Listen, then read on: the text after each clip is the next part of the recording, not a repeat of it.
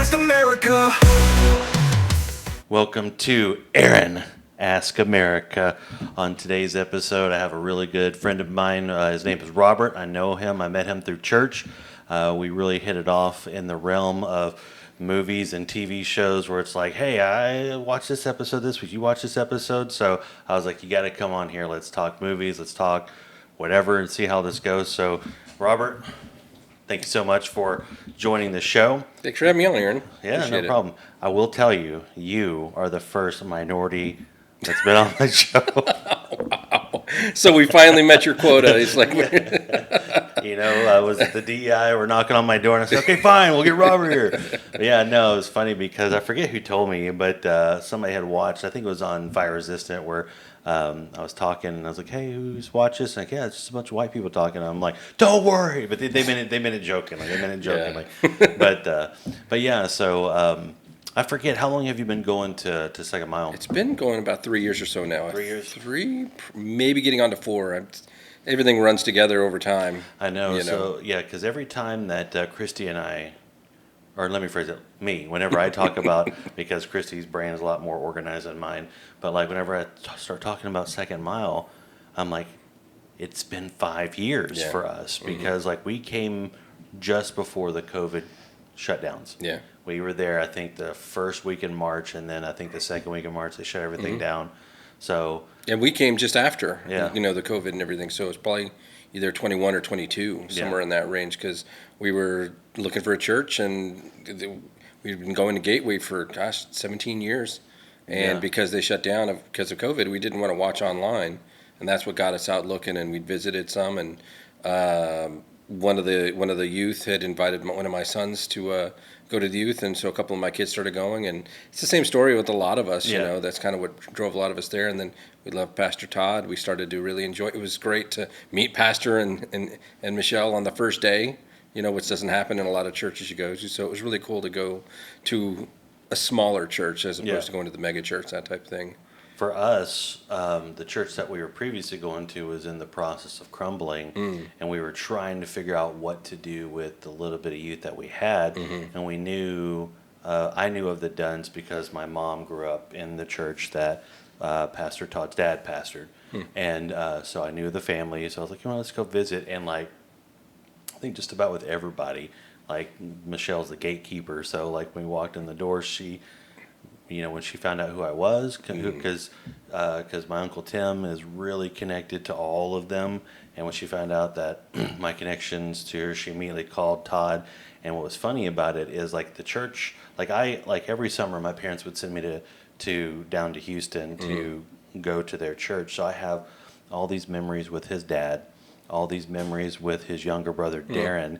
But like none, zero. I don't remember Todd at all. Left that much of an impression. But he was there. Like, Yeah. because they had 4 chairs at the front of the church, so he was sitting in one of those chairs, right? But so we've always joked about that, where it's like I have zero memories with him because I would go there and I would go there Sunday night, and he was there, but zero, none. Still, it's funny. Yeah. So, but yeah, that was our introduction to the church, was going there on a Wednesday night and just running into Michelle, and then we're like, okay, we should probably go here. Nice. Yeah, glad you ended up, and glad we all ended up there. Yeah, it's honestly. true. So, to take this to the beginning, so like I told you, like right before we started, I kind of mentioned like, hey, like I want to have people on here that like to tell their story and where things growing up. So like I grew up in East Texas where we didn't have a lot of money at all, so there was like all these different games and stuff like that we had to use our minds to come up with. So like Kid Robert, way back in the day, like what did you do like for fun growing up? Well, I grew up as a preacher's kid, so we had all the money. I didn't know. We had plenty of money. My dad's is an evangelist, and so was my grandfather. I didn't know that. Yeah, and so we grew up in the ministry, and so yeah, times can be rough. We definitely, but it really taught me to learn to live on faith. So that's kind of where the upbringing started. Grew up in San Antonio, and loved it. Still consider it my hometown. Been up here, since '99 is when I moved up to the Metroplex, and been up here since I found my wife here, had our kids here, but. Going back to as far as we did, I mean, I had one younger brother, still have him, he's a couple years younger than me. and we would make up so many games. I mean, we called it basketball, or something where you take a basketball and you would take a bat and you basically play baseball with a bat. Or basketball with a bat, rather. You're trying to hit the ball into the basket. And basket. we'd be doing out in the street, that type of thing. And, nice. We rode bikes. We'd make ramps. We did the usual stuff. Maybe not as much as Evan and going nuts and, on dirt bikes and all that kind of stuff. But, yeah, we did some of that. So what were the rules of this basketball? Basically, basketball, I think is what well, there's a movie out there called Basketball, so right. I was trying to steer clear. And this was kind of a little before then, too. So, but I'm not going to claim that. You should. There's a lawsuit. You're owed millions of dollars. I'll let you run with it. Just put my name on it. But so the rules were, at one point, when the ice cream man would come around, you'd go to the ice cream truck and you'd get, treats and that kind of thing. Well, at one point, he had the giant pickle jar, and it was completely out of pickles, but it's not the juice. So, hey, can we have he said, yeah, so he just gave it to us.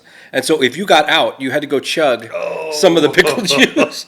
And I will tell you, after so many times of doing it, I don't know the breakdown of what all is in pickle juice, but it starts tasting like blood after a while. Did you say blood? It starts tasting like blood after a while. So I don't know if our blood is pickle juice or how that works, in the chemistry. But yeah, that was one of the things we did when we were out. So. That's hilarious. Yeah. So was it just centered around you two, or did other kids? It was the involved? neighborhood. So and so the way that our streets were, we had our one street that all of us were just friends from this end to the other end. Yeah. And then we had a rival right next door. Mm-hmm. They had their block, and so we would play basketball and just do other things. But we were all, very much a rivalry, back then, and we were still kind of sort of friends, but it was still our block versus their block kind of thing. Yeah. Mine was similar, but it was with street hockey.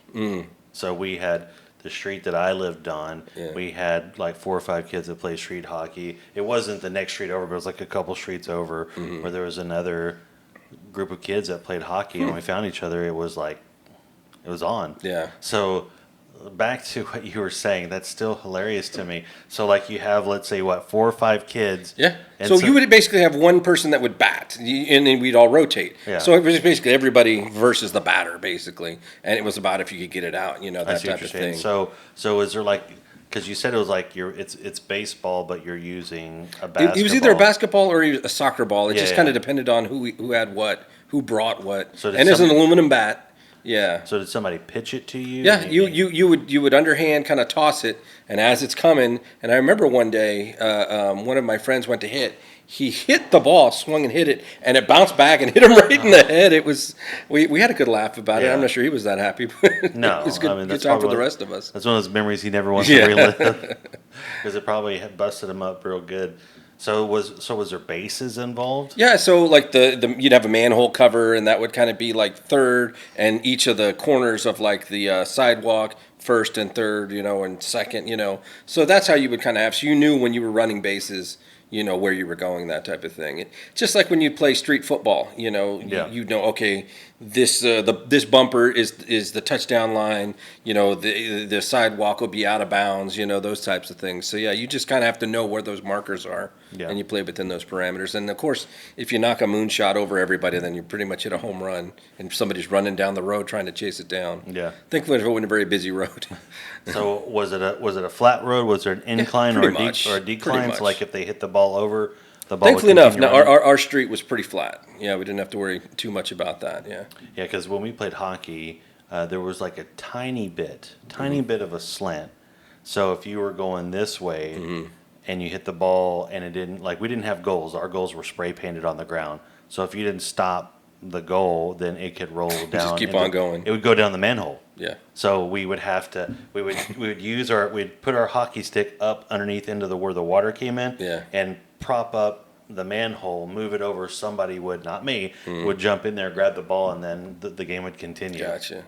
Oh, back in the day, my brother and I, we were so adventurous that going down and checking out to see if Pennywise was down there. That was all about, even up here in Dallas, we have a younger cousin, and we would just go and we just wander around. This is back in the 80s when, you'd left and it was hey, when the sun's out, you can be out. Whenever sun goes down, come home, and you can either be in or out. You can't be both. You can't be in and out. So that's when all the drinking from the water hose and all that stuff, We didn't have cell phones. We didn't have any of that. So we would just go and you just, discover and explore. And thankfully enough, nobody got hurt or kidnapped or anything. Some kids did. Well, yeah, just not us. I mean, or you just walk it off, Yeah, yeah. What's funny is, like, I don't know, we haven't actually talked about it, but Dexter has just watched Stranger Things. Yeah. Takes place in the 80s. Bunch of kids, at least in the season 1, Yeah. bunch of kids running around riding their bikes. Like, they weren't tied to anything the way the kids are now with the cell phones. They had the walkie-talkies, but, like, those, like, we didn't have walkie-talkies. At least the areas that I grew up in, we didn't have walkie-talkies, so we didn't have that. But so he got to somewhat experience what it's like back then of just hopping on your bike and riding to your friend's house, and like there was no connection. Like it's weird thought, because like if he hops on his bike without a cell phone, I'm just like, where's he going, right? Yeah. So even us as adults have been tied so much that like we depend on it. Like I can turn on that phone and see where he's at, see where Chrissy's at, and they can see where I'm at. So. And I think to a certain extent, I don't know if maybe our parents just prayed harder out for us or something. Because nowadays it's like, you don't trust that they're going to be okay. It's like, no, we got to know where you are, and we got to be able to get a hold of you, and hey, it's time to go, and those kinds of things. So it's very odd. I think our fear level has jumped up. Our paranoia has jumped up because like I can go on a website right now and I can see all of the offenders in this neighborhood. My parents didn't have that. Right. The nightly news was, there was a carjacking over in Dallas, and then like there was a puppy that was adopted today, and that was like the news back then. You had your sports, you hear the Dallas Cowboys, and then you turned it off. And so like there wasn't like a consistent flow of negativity into our brains all the time, or at least our parents' brains all the time. So the paranoia was down. So I think there's a lot to play into that. But back to your game. So like. Was it just a big pickle jar that like just basically? I wouldn't think that there'd be a lot of home runs hit. So those people, so your friends and you were consistently kind of drinking in the pickle jar. We were constant, and once again, also no, didn't give a second thought about drinking after somebody else or sharing a big.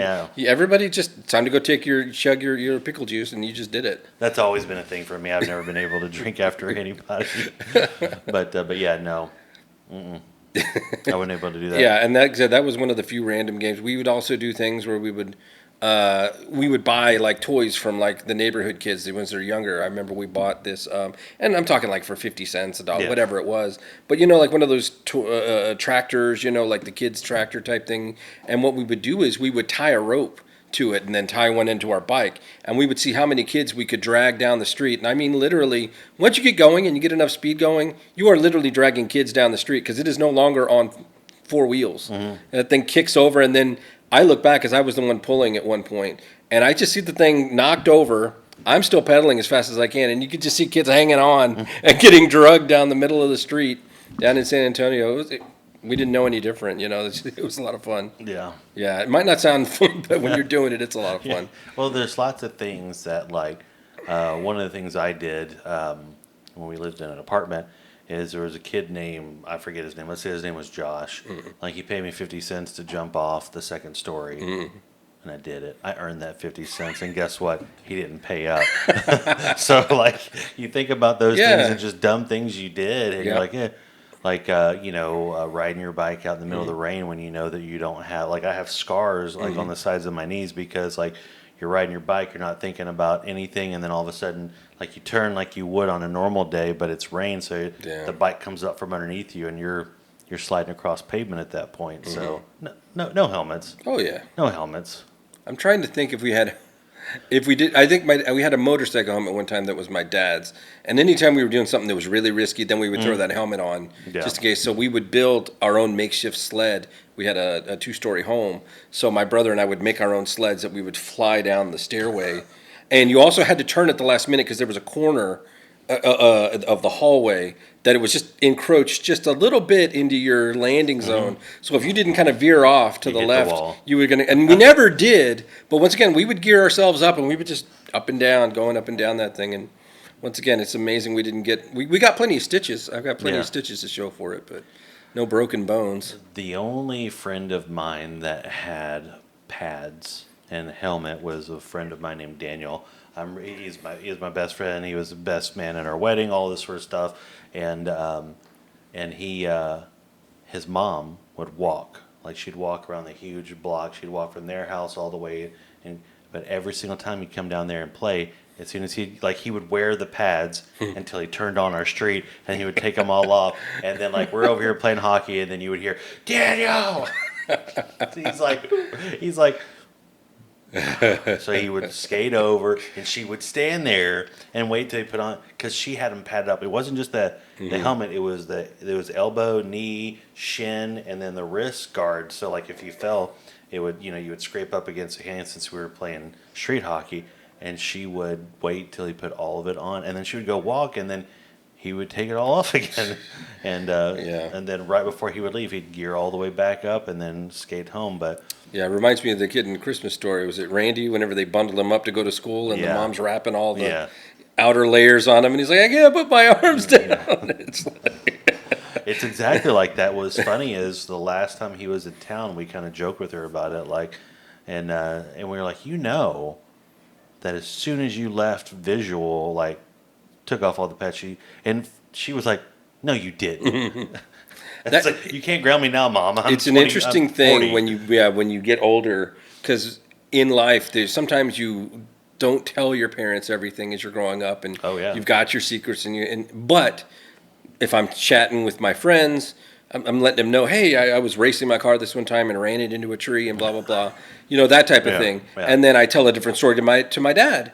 Well, a few years ago, my mom was passing away. She got diagnosed with cancer, and we were there, and I was with my cousin, and I was just sharing a story. He was a younger cousin, so he didn't know all of my stories. And so I was sharing him that type of story where I was racing my car and ran it into a tree. And of course I told my dad, no, somebody hit me, and blah, blah, blah, yada, yada. And he looked up, because we were sitting at the table having dinner or something like that. He had never heard it. It had been, at this point, maybe 20-something years, 25, 30 years, because I was maybe 16. Yeah. And yeah, that was the first you heard it. But in your head, you've been telling it to everybody. Right. Your whole life. And then it's like, just now finally you're coming clean without really thinking about it. Yeah. The man that I had lied to all those years ago. And he's hearing this for the time. He's like, what? Yeah. What are you going to do now? Right. So there is quite a few stories that my parents still, if I were to tell them, their memory would be totally different, just because of the way that the events played out, right? So that'd be interesting if I thought of like a really big instance of, because 44 heading to 45. Yeah. So like just sitting down and being like, hey, remember that time? Well, and if they ever listen to the show, you never know. You might be just telling a story about yourself, and they're like, I didn't know that about you, Aaron. Well, for the most part, I'm generally an open book. There's hardly any secrets that aren't out there, because it's one of those things from a religious Christian standpoint. Like, if you have secrets, then the enemy can use that against you, right? Keep you closed in a closet, whereas if somebody, and I've learned that through my co-host Fred from Fire Resistant, like, I've learned just being an open book is just so much better.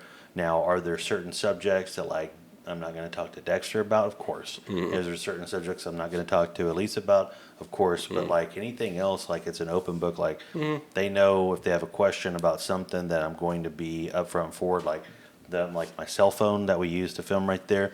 Like, there's a lock on it for my client's protection, for my real estate, like my client's protection. But like, they can go on my phone, and I know that there's nothing that they can stumble upon or see or anything like that. So they can play with my phone all day if they want to, and I'm not going to be like, oh, don't click on that app, or you can't click on that picture or anything like that. So I think that's how I operate. So when it comes to stories, like, there are a couple of instances of where, like,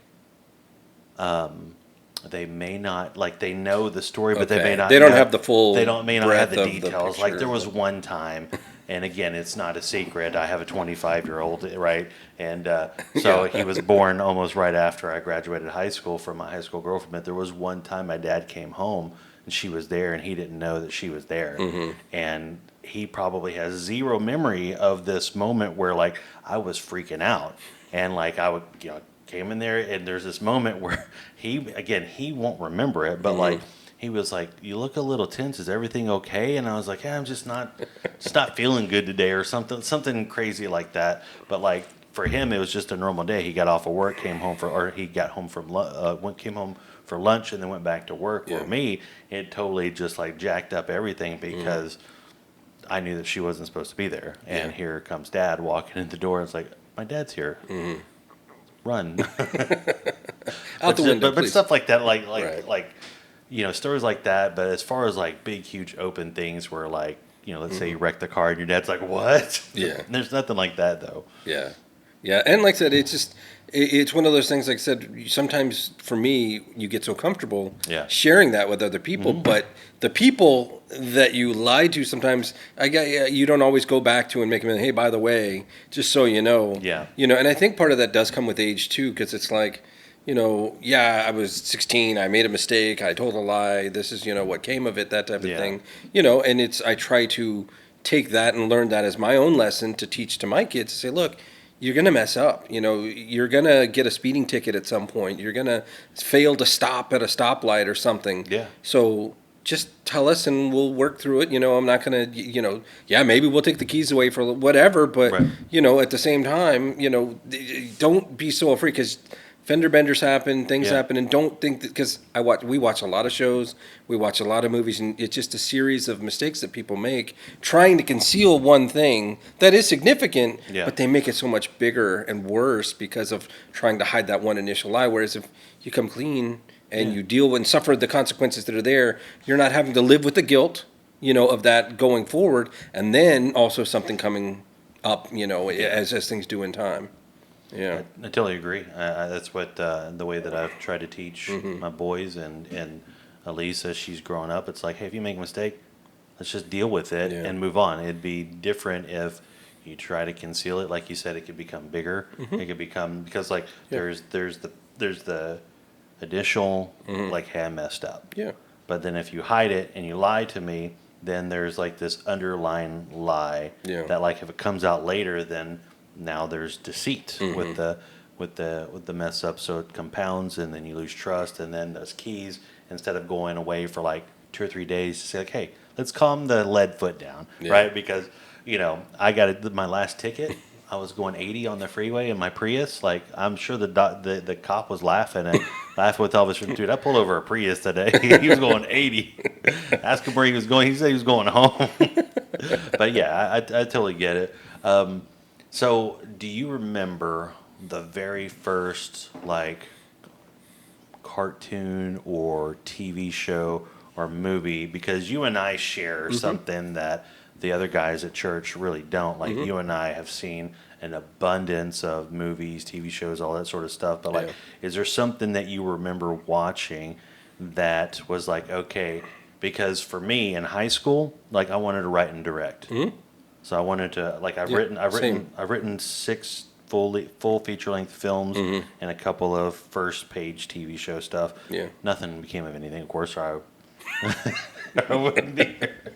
But like, what was the thing that you saw where you were just like, yes, this is what entertains me? So going all the way back, once again, I told you my father's an evangelist, so is my grandfather. And there's a small town in South Texas called Carrizo Springs. That is where I was born, down in Carrizo Springs, and lived the first 3 or 4 years of my life.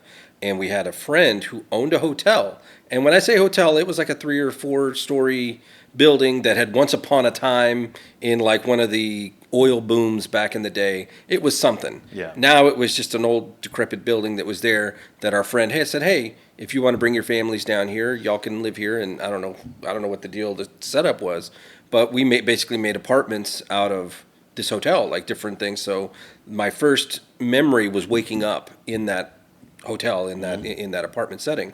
And talk about, a wonderland for a kid, getting to run around. I mean, there was scorpions, and there was lizards, and, we had a little fountain that, we would swim in. That was our swimming pool, even though it wasn't really a swimming pool. Yeah. My dad and grandfather, once again, since they preached, they had a production studio that was set up there. So, like, think of like wherever the big cafeteria or whatever, they kind of retrofit that, and all the old school. I mean, it looked like, like an old production studio. Yeah. And a lot of it would be in Spanish. Being Hispanic, that's the way a lot of the broadcasts would go. And so that was my first thing. I remember crawling underneath the desks and stuff there, and not really paying attention to any of that, but just knew that I was kind of around it. So that's where I grew up. And so we had a giant satellite dish, the big old school joints that you had to manually use the crank. Yes. And I'd be 2 and 3 years old. They would tell me this, and I would go out there because I knew, okay, HBO or whatever I was trying to watch is this direction. So I'd be out there cranking this thing, and I'd go back inside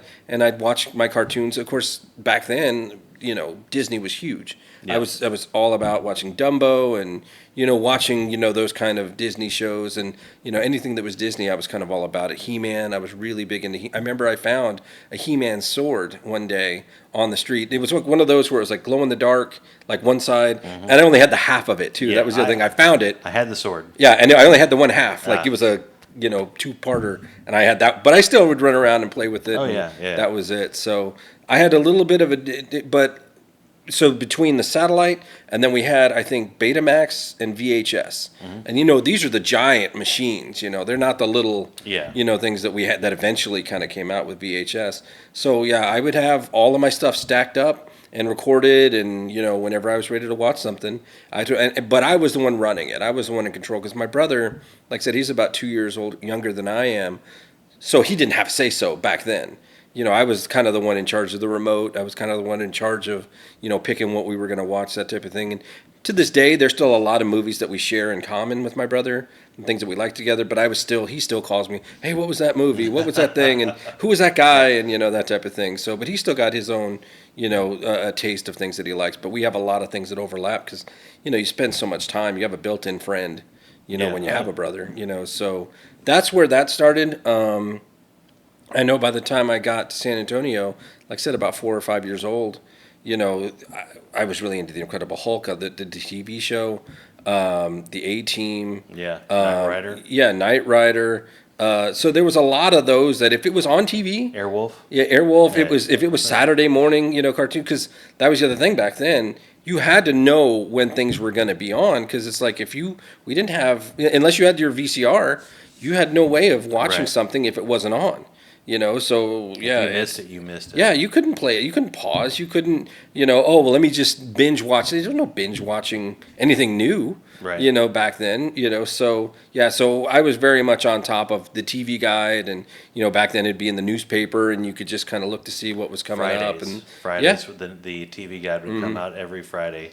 Yeah, and I think we had the San Antonio Express News or something like that we'd get. And back in the day, newspapers were thick. Yeah. Yes, it had the ad, but it had a lot of stuff in there, and over time it's just gotten kind of pathetic, But because newspapers are dying. Sure, but it's just it's just interesting how when you look back. I was watching a movie today actually, and the guy was going to a phone booth. And it was set in like the 80s or something like that. I'm like, oh yeah, I remember a phone, because it's like we lived in that crossover period where there was still some of the analog before we were going digital. So we got that nice little in between where we still have harken back to the 8-track days, and then even CD and MP3 when that first started coming in. So it's kind of cool to kind of be in the middle of everything and not just kind of, I grew up in the 90s and the 2000s. All I've known is online and streaming and CDs and MP3s. Yeah. Like I said, nowadays you pay a premium and you don't have to watch commercials. Yeah. Or you watch half a commercial and you can skip it or something. It's like, no, that was when you ran to the restroom, or that's when you ran. Like I literally got myself sick one time. I'd be watching Hulk at my grandma's house in East Dallas, and it would be commercial break. And that was my moment. I would run to the kitchen. Yeah. I would crack open the Cool Whip, the little Cool Whip. I would stick my finger in there. Like I said, once again, didn't care about germs or spreading or anything. And I would just take me a dollop lick, and I would close it up, and I'd run back. I did that so much over that summer. I literally could not have Cool Whip again or any kind of topping of that kind for many years because I overdosed on it. Yeah. Now I can have it again. I finally kind of worked my way back to it, but I just had so much. Yeah. You're like, I got to take a break for 20 years. Yeah, it was something like that. But yeah, so I would intermix a lot of that stuff. So regardless of where I was, whether I was staying at a grandparent's or friends, movies and TV, it was always kind of easy because a part of my mind, and I'm sure yours is similar, it likes to be fed kind of data and information, and it likes to figure things out. And, so reading books, I also read books as well. and encyclopedias. I had one of the old school encyclopedia, the Britannica. Yeah. We got them new. Like so often they come in, and I remember, because you get grounded every now and again, and you couldn't go watch TV, so now you're in here, flipping through pages, and it was cool too because they had pictures. They had the really good glossy pictures and stuff, so you'd learn about, leeches are good for like reattaching a person's ear because it helps with the blood circulation, and just stuff that I remember that I looked at because I was reading my encyclopedias and stuff. So wherever I could get a little bit of some information, I think that's also why I like having conversations too, because once again, you're kind of feeding, into, your brain power and your, being able to kind of like get some stimulation. I think certain people's minds, need to be stimulated, and I'm pretty good at, getting my imagination and everything going. But at the same time, I love to hear somebody else's story and, kind of go along and say, hey, tell me more. That's, I've driven for Uber off and on over the years, and we've had some great chats, in the car, and able to minister to people sometimes as well. I had some really good conversations with some young kids and give them advice. So it makes you feel good when you can take a lot of your life experience and your knowledge and be able to pass that along, even if it's just a very minimal time and small transaction that you can kind of, hey, we're driving in the same direction anyways, might as well have a little bit of a chat and kind of see what comes of it, Yeah. Well, because even 2.5, 3 minute conversation with a stranger that hops in your car that's going from Starbucks to McDonald's, that's a seed that can be planted and be watered later on. Right. And there's a lot of that too that comes out. Not sometimes people say personality. People say, there's something about you, and I said, well, it's not me, it's who's in me and who I've chosen to surrender my life to. And when people can see that there's something different about you, they're gravitated toward it, especially if they're not believers, themselves. They're like, why is this guy so happy? Or why is he so positive? Or, people, once again, we like mysteries. We like to solve puzzles. And, whenever you throw something out, somebody's like, how can you be so positive? It's like, well, like I said, because I have a hope. I have a savior, It's like, I can see, I watch movies and shows all the time when people pass away. And I tell my wife, and I'm like, if they only knew, and if they'd only had a savior, and then they'd be so much better off in having that hope and that joy of knowing they're not gone, they just have moved on, and to a certain extent. And I feel like so many people are hurting and broken and missing their loved ones because they don't have that hope. They haven't gotten the message, or they haven't received the message, of that hope in surrendering to Christ. And so I'm really grateful that people can see that and they can sense that in the conversations that we have. And once again, that gives the opportunity to plant that seed and be able to nurture it and see what God does with it, because like I said, I tell people all the time, you get one ride with me, because there's so many Uber drivers and so many riders out there. I've literally never, in like 6 years, I've never driven the same person twice. Wow. Yeah. Yeah, I mean, it's the same thing with fire resistant. Like, we try to keep on task for the most part, but because we know that people's attention span, because there's it's just like an Uber, right? I don't know if you've ever been on Twitch before, but it's essentially, there's thousands of people streaming, and especially in the just chatting area. And then we'll see somebody, because we have a live feed of who's in our chat. We'll see somebody that we've never seen click into our channel. They won't say anything. They're just looking to see if they want to participate in the community, and then they're gone. So it's like, you'll see them their click, and then you'll see their name pop, and you're like, oh, hey, Bob. You don't say hi to them because they haven't said anything in your chat, but you see these people come and go. It's the same thing with Uber. Like, you get the opportunities when they're presented, because some people will come in there, and just like with Uber, I'm assuming most people just get in your back seat and play on their phone until they get to wherever. But then you get the opportunity of when, hey, how's your day going, right? And then all of a sudden, today was crappy. Well, tell me about it. We've got 5-6 minutes, and then that's the ability to talk to people. It's very true, too, because like I said, I mean, if you've got a demographic or people that you're, and or a topic that you're trying to speak on, if you're saying, I want to talk about things that are biblically based, hey, did you see the Cowboy game? Or did you see, it's like, you've already turned off at least 50%, if not more. Or you might have people turning in that's like, hey, I want to hear, I want to throw shade at you guys because you're Cowboy fans, that type of thing. But I'm saying, it's like, if you're not keeping on task and on point, then that can easily see how that can kind of get out of hand. And people are like, I'm tuning out. Because I mean, I do it. Yeah. I mean, I don't really get on Twitch. I'm not a gamer. I know it's not gaming, but I associate it with gaming. Right. And I'm not a gamer type thing. So, but there's a lot of live streams on a lot of things. And so sometimes, especially people that I follow, I'll hop on there. And sometimes you'll kind of scroll through and you're kind of like, say, okay, what's going on? What are they doing? And, try to get a little bit of it. And, it's hard to get people's attention nowadays, right. For any type of thing. And that's why a lot of these social media platforms, they're made to give you a 30-second hit or a minute hit, and then you're on to the next thing. I mean, and you just keep on swiping through. It's like, so even long form like this, it's like, it's hard pressed to get somebody to sit down for an hour, 2 hours and being like, well, what I want to hear these two guys talk about. Right. And it's funny that you bring that up because I've been having a conversation with my oldest son because, he is very critical of just YouTube stuff in general. Yep. So he's watched, about 2 episodes ago, we had Chandler, which is his best friend on the show. It was a young guy with a scrubby beard. I don't know if you saw him or not, but I was like, you've seen a few episodes now. Like, give me your hardest critique. And he told me, he's like, there's a lot of podcasts out there. So he's like, you need to find a hook. Like, why does a stranger want to listen to you and Chandler or you and Fred or you and whoever? And I was like, that's interesting.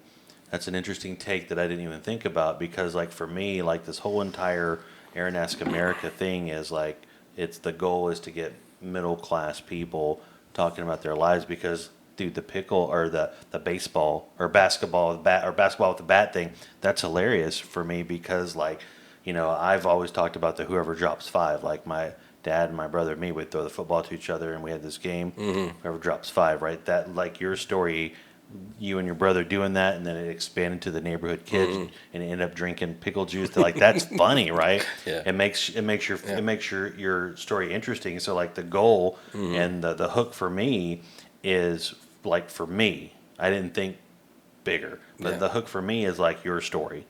The hook is like, okay, Robert didn't grow up the same way I did, so anybody that comes across this video is like, Robert didn't grow up like me. Well, he played this pickleball. And what if, or I keep saying pickleball, I'm saying basketball. I like baseball. it. That's what we should have called it, pickleball. No, but like, there may be somebody out there that did something similar to you, and that's what's interesting about talking to people in middle class. Because when you think of the big podcasts like Theo Von, Joe Rogan, what are they doing? Right, they're having interesting conversations with famous people, right?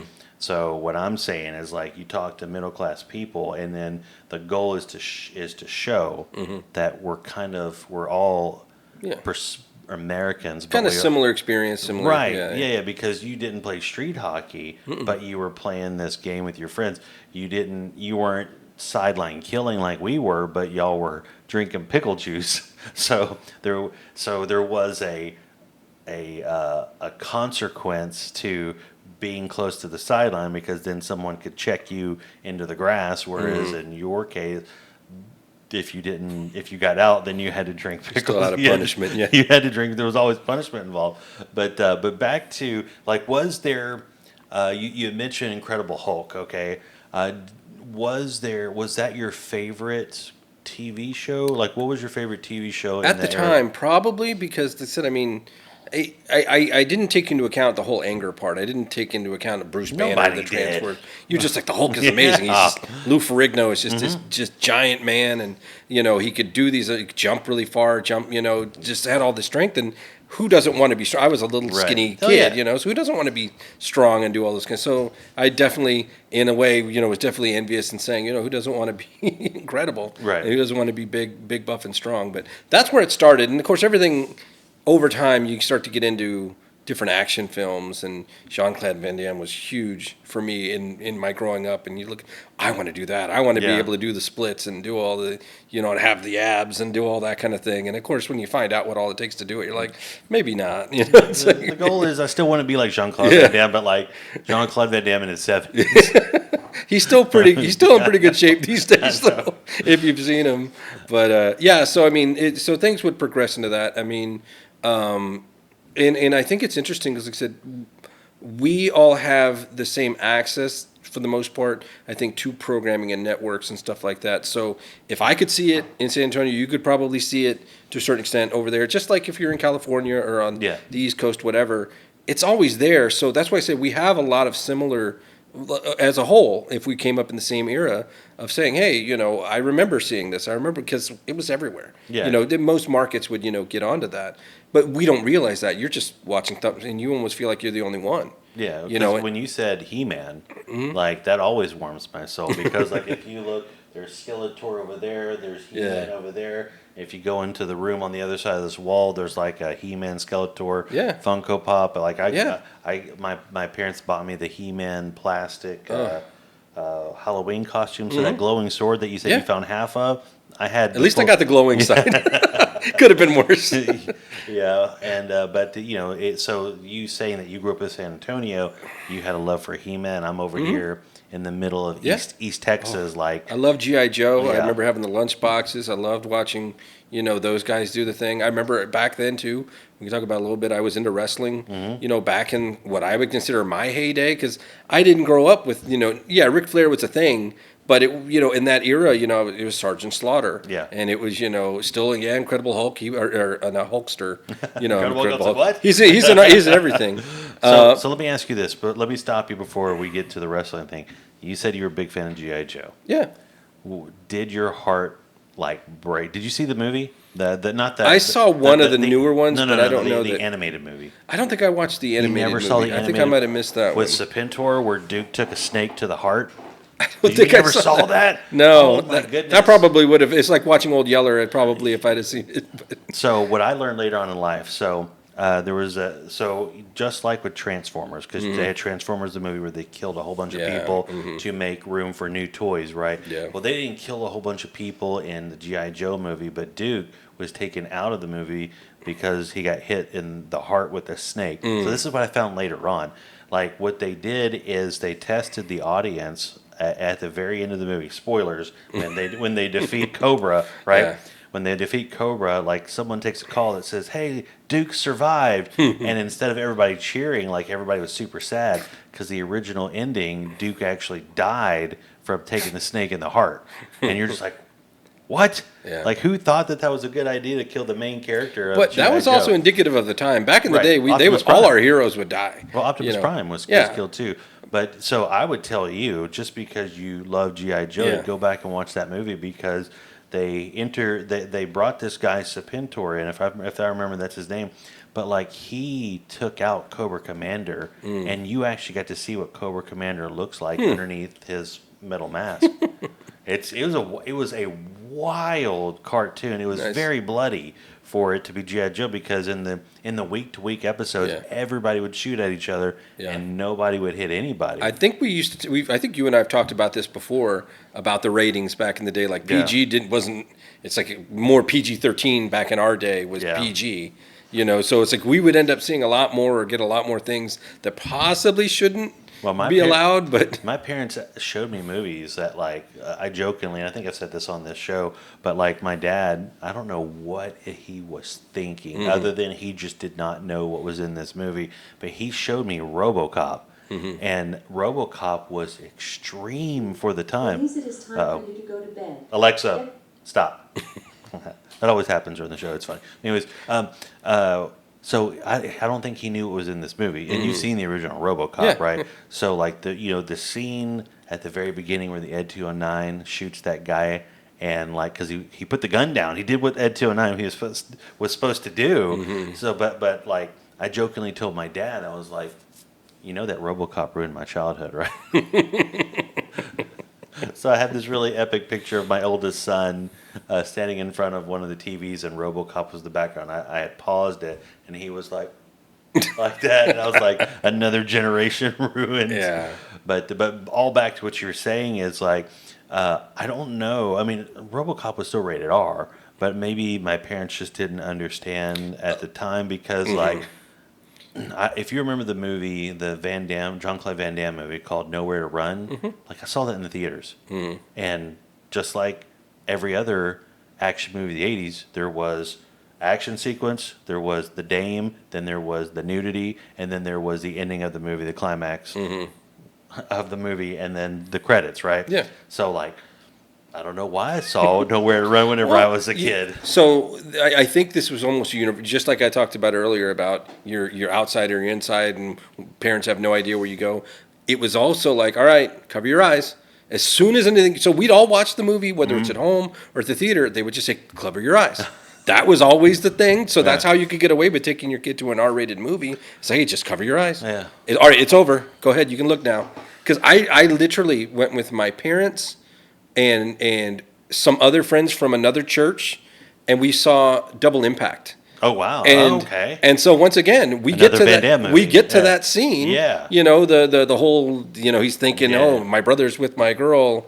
You know, because he's drunk and everything, Yeah. and he's not. But once again, they still show Everything. the skin scene. So Yeah. once again, we're like, I'm sitting here with like my dad, who's a preacher. The other gentleman was a Yeah. preacher, and we're here with these people basically from church, and it's like, you know, come here, you know. And of course, they don't know. But back in the day, it didn't say like doesn't pop up TV, MA, Right. whatever, Yeah. blah blah blah. You just kind of said, oh, that looks interesting. It's an action movie, whatever, and It's an action movie rated R.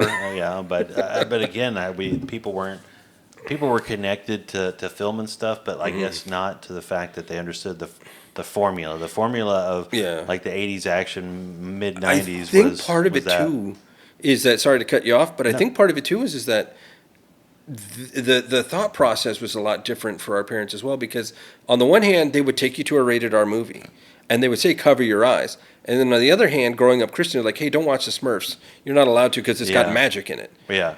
So it's like, so I can watch this other thing because you're there, but I can't watch the Smurfs because witchcraft. You just took me to see movies, but I can't watch the Smurfs. What's worse? What's better? I mean, Yeah. this is natural. That's unnatural, I guess. What's interesting is like, let's take Nowhere to Run, for Yeah. example, because that's the big movie that I remember being in the theater and seeing this nudity scene for the first time, and I can't remember what year that movie came out, and my parents didn't tell me to close my eyes, and it's not like it was them shooting at people and then all of a sudden there's nudity in front. There was the whole, hey, she's giving him the eye and you know I think they're in the kitchen or something like that. Music starts playing, so there's all this lead up to them. So you got a precursor. It wasn't like right came out of nowhere. Well, it's It was just like in most movies, right? Generally, nudity they lead up to it. It's usually generally not just nudity, right?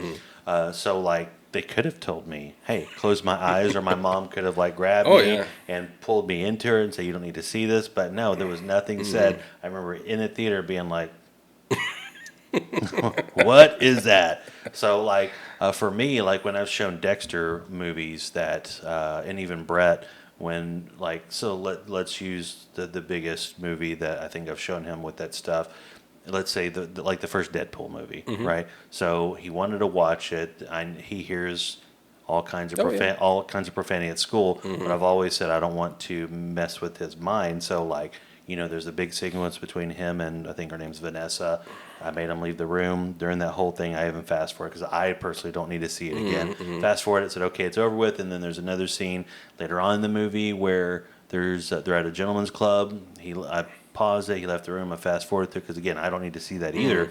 And so like I've done my best to my knowledge to protect him from that sort of stuff because my parents didn't. Yeah. And I know what's going on up in here. Not to say that my parents were bad people because they're awesome people, but like they didn't tell me to close my eyes. Yeah. They didn't say, hey, you probably shouldn't see a big robot blast another dude to pieces, even though when you look at it now, it's goofy looking. Like I don't know when the last time you've seen Robocop, the original one, it's all goofy now because Ed 209 is stop animation. Oh yeah. So like, but whenever I was 6 years old, he was in stop animation. Yeah, well, and I think it really has to do with, like you say, the age. Yeah. I literally yesterday was watching Superman 4 because I watched the Christopher Reeve. Out of all the ones, I was watching the Christopher Reeve Yeah. one, and I think Megan was in the kitchen, you know, and I said, hey, I'm going to, we just got done watching that, and I'm like, cool. And then it had all the Superman movies up there, that I was like, okay. Well, I said, hey, have you seen, I was asking her which one she had seen. I said, have you seen 4? And she's like, no. And so we go ahead and I put it on and I watch it. And in my head, I probably hadn't watched it since I was a little kid. Yeah. I mean, because why are you going to go back and watch it again? That was the worst one. But yeah. And so I'm like, but once again, you kind of just consumed. It's like, hey, it's here. I'm going to watch it, back then. And so, but in my head, I have no idea how old I was. It was like 87, I think, when it came out. And so that means I was about 6 or 7, Yeah. maybe 8, depending on when I got to watch it. So what I realized after watching it is that my mind had kind of filled in a lot of gaps of things, because your brain, you just don't understand things. You don't understand Yeah. jokes. You don't understand. There's certain things you don't understand. So when Lex Luthor is making, he's growing he gotten the hair from Superman, and he's kind of growing that petri dish type thing, and he's putting in the thing to send in the nuke, so he'll throw it into the sun and create, I forget what he called him, whatever the bad guy was, But I remember them doing that in my mind. It looked like very scientific and very technical, and now I watch it, I'm like, that was it. So, and the only way I could liken it to Megan, I said, because I talk a lot to Megan about like what I'm thinking and about the movies. I literally today was watching a movie and I was pausing it and saying, I think this, and I feel this, and I get kind of passionate about it. And she's like, yeah, whatever. But it's just the way that I do. I have to kind of let I some. feel of those, like watching movies with you. It'd Yeah. be terrible. Yeah. And so anyway, I said, if you ever saw the show, the movie Up, whenever they're dealing with all the emotions and all the internals and things, whenever, I think Fear is, he's got the night shift whenever, the girl's asleep. And they have the dreams, and they have like this whole production studio that's making the dreams happen and everything. But when they put it on, it looks totally different from what he's seeing on the screen, right? From Fear and whatever her mind is seeing. It may look like, they're putting on a costume or this and that, but whenever they put it on the actual screen, it looks much better and it looks finished and polished. And that's the only way that I can put it, is that you have something that's maybe a little more basic or rudimentary, but your mind is filling in the gaps to say, oh, well, that's what they're trying to accomplish. Yeah. So therefore your imagination, kind of covers over some of maybe the deficiencies in it, that when you watch it again at 44, you're like, that's what I was so impressed with when I was 6, 7 years old. Well, yeah, you were 7 years old. Yeah. Why wouldn't you be, So it's just things like that whenever you're at that moment in time. Like I said, your brain can only handle so much at that time, because you're just not, just like I said, if you're watching, boobies and stuff on screen, you're just not quite prepared, to handle it in that way, So I think that that's one of those things that we do, especially consuming a lot. You're trying to understand, you're trying to figure these things out. And for me, I can internalize a lot, but also when I verbalize, that to me helps to solidify it and saying, this is what I'm thinking and why. This is why I think they should do this and why. And I think part of it's also a self-reflection and saying, okay, if I'm ever in a situation like this, what am I doing? How am I dealing with the situation? Because to me, it matters what the head and the heart is thinking and doing. And I can see so much of that mirrored in film and in shows, because like I said, they're trying to relay back the human condition. Even if it's in a science fiction outer space movie, there still has to be some humanity built in there. Otherwise, why are we going to, it's shooting and explosions, it's all cool, but if there's not actual people, if there's not actual, the human connection. There's not actually somebody that's, it's showing our own deficiencies, and we have to, because we're trying to relate to them. And sometimes, especially growing up, like I said, whether it's the Hulk or whatever, you kind of overlook some of what their deficiencies are. Say, oh, they're really strong. Yeah, but they're also very angry. So you kind of just gloss over the anger part, and you're like, I just want to be really strong. And so I like to really dive in and kind of get a little bit more of the nuts and bolts of what makes somebody work and what they're thinking, what they're possibly thinking, or what they could have possibly done better, And so I kind of try to discern, because just like you, I used to write scripts and treatments and, work on movies in high school and college. And so you're always trying to think, how can I do this but not make it formulaic and not make it, a trope? I throw out the word trope a lot, because I'm like, this happens, 100 times. Yeah. The phrasing or the situation. And I'm like, couldn't you just have done something just unique and take a left turn instead of a right turn that time? Well, it's an interesting thing, like just like you said, the word trope, right? Because like when you watch these movies, right, for whatever reason, Hollywood, whoever they're all trapped into like the same, like they may tell a different story, but they have things that are in there. So like, let's say like, like a person has just, okay, example, in the new Superman movie, this is not spoiler-tastic at all. So Lois goes into her apartment, right? The music comes up because she hears something moving, right? And there's not a villain in there. What's going to be Clark, right? But the music comes up and she grabs a bat and she's acting like somebody broke into her apartment when everybody, the audience, everybody knows, but for some reason, they continuously put that same thing in tons of movies, right? Like, when she comes around the corner, it's Clark, and everyone's like, oh, it's Clark. And then, like, in one of the episodes of Stranger Things, like, that they made it home, they hear something move, it's Mike or 11 that's in the other room, but they're grabbing the bat. Like, they're trying to build this false tension, even though the audience knows that there's nobody in trouble, right? Now, if you are in the building and the Demogorgon's in there, then that's the time to build the tension up, because the Demogorgon's in there, not when they're safe and everybody knows except for the character that the person around the corner is 11, right? So that's a trope that I very much have a problem with in Hollywood. But like for me, like whenever I first started writing, one of my first movies I wrote was a parody movie, because what was it? Scary Movie, like the Naked Gun movies, like all these movies were big at the time. I wrote a cop movie that was a parody of a whole bunch of other movies, and then I wrote. You've seen Clerks and Mallrats and Chasing Amy. I wrote one called Call Center, because I worked in the call center, so it was like basically like a Kevin Smith movie, but in a call center. And I wrote. Did you watch Robotech growing up at all? Robotech. Robotech is an anime that came out during when we grew up. If I did, Probably not. Probably You would not. you would remember it. I got into a little bit of anime, but not very, very. Right. heavily Well, there back wasn't a then, lot when we were younger. True, Right. true. So there was Robotech, and I think like a couple of other ones. That was it. And so I wrote a movie based off of that, and then I wrote a Crow movie that I still have and still love till this day. And then I started writing Christian films, and there was one film I sat down to write a Christian horror movie. Like I was like, this has never been done.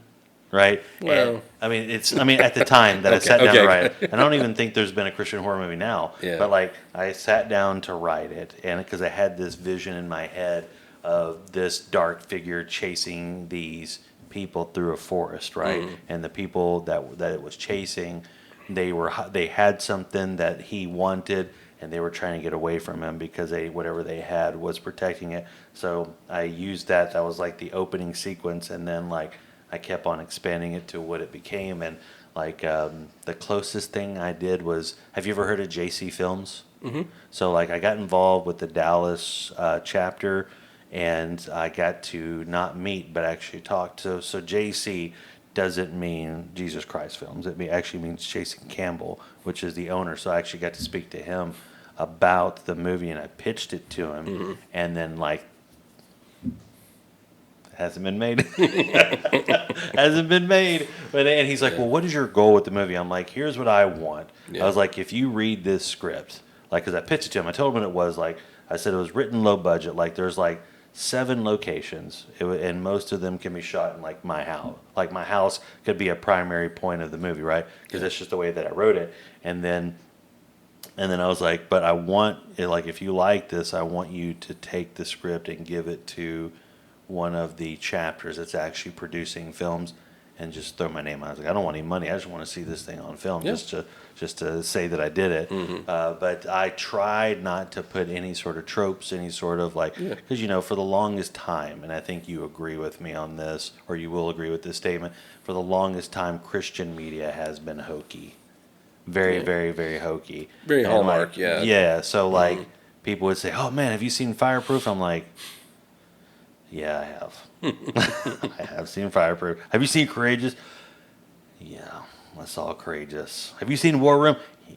Yeah, I saw War Room. I mean, I get people get hyped up because it's a higher quality stuff, but like I think that we hit our peak with The Chosen, because like Passion of the Christ is a phenomenal film, well written, well directed, well everything, but that's like something that rarely ever happens. So then you have The Chosen that comes along and shows, hey, we can bump up the quality of the stuff in there. But as far as the films, I've been rambling for a little bit, but like as far as like you said, you wrote some films. You don't have to give out the entire idea, but like what genres did you write in? So I was, especially back then in the 90s, getting into the early 2000s, I was really big into, of course, Tarantino. Yeah. and Robert Rodriguez. Oh, yeah. I loved Rodriguez because, one, he's Mexican, You don't so say. there's that.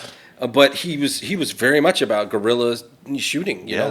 He's like, Desperado, we would do this Mirache. stuff down in Mexico, and anything that these guys could do in Hollywood, Mexicans can do it in half that time and half the money, and it's just like, it's amazing. So Yeah. I used to love watching directors' commentaries and things like that, and kind of getting all that. So I would watch the movie, then I'd watch the commentary and watch the special features. Me too. I read the books, and find out, those kind of things, and so that was kind of what introduced me. So the movies I was writing, I wrote two. One was a romantic comedy called Milestone, which is, kind of you hit these milestones in your life, that kind of thing. Yeah. And so it was about, two roommates in college when I was in college, so I was like, okay, I'm just going to write this and this is going to be it. And you would pull different things, so it'd kind of be a little bit of like some Kevin Smith, be thrown in there and, that Yeah. kind of, but it was still also going to be more of I don't want to call it faith-based, but it was going to be a little bit more of a Christianized version, so it wasn't going to have a lot of cussing or a lot of those types of things. But yeah, it was basically these two young kids meet in college, and the roommate is kind of like in what was the kid's name from Mallrats? You had the two main characters. Well, you had in Mallrats you had the two There's guys. Jeremy London, and then there The was other one, you're talking about he's a his name skateboarder. was in Brody. Yeah, No, wait, you're yeah. talking about Jay and Silent Bob? No.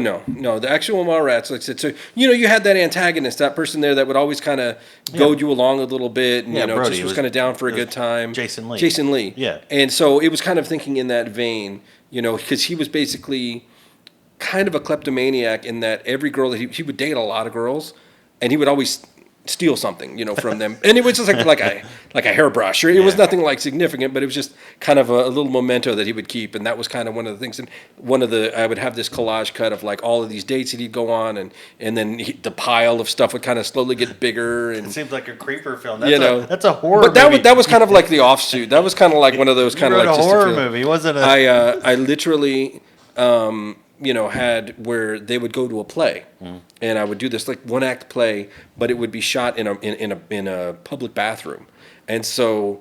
And I forget how the play would go, whatever, but somebody would be in the stall, and they would come out, and they would almost do like a dramatic Shakespearean type something, and you'd have like people just kind of on a bench or something like that in the bath, because it was a large bathroom, and you would have the mirror, and so it was basically going to be that night, because I saw like somebody actually did that, like somebody actually did a play that was in, I think they called it The John, something like that. And so I just took that idea and I said, hey, I'm going to do that in this movie. And so I just extrapolate little things and kind of throw them in. I was going to basically do like kind of a Jaws sequence at the beginning where they're out fishing in a pond and they get drugged through the lake with this thing and that whole deal where, but in my mind I was thinking, okay, well, how can I put a camera and then get it to show when they cast that the camera's getting cast Yeah. and going out? Because this is back, like, say, 99. No drones. How am I going to Yeah. do this, type thing. So, we never shot it, but once again, this is how I conceptualized a lot of it. So that was that movie.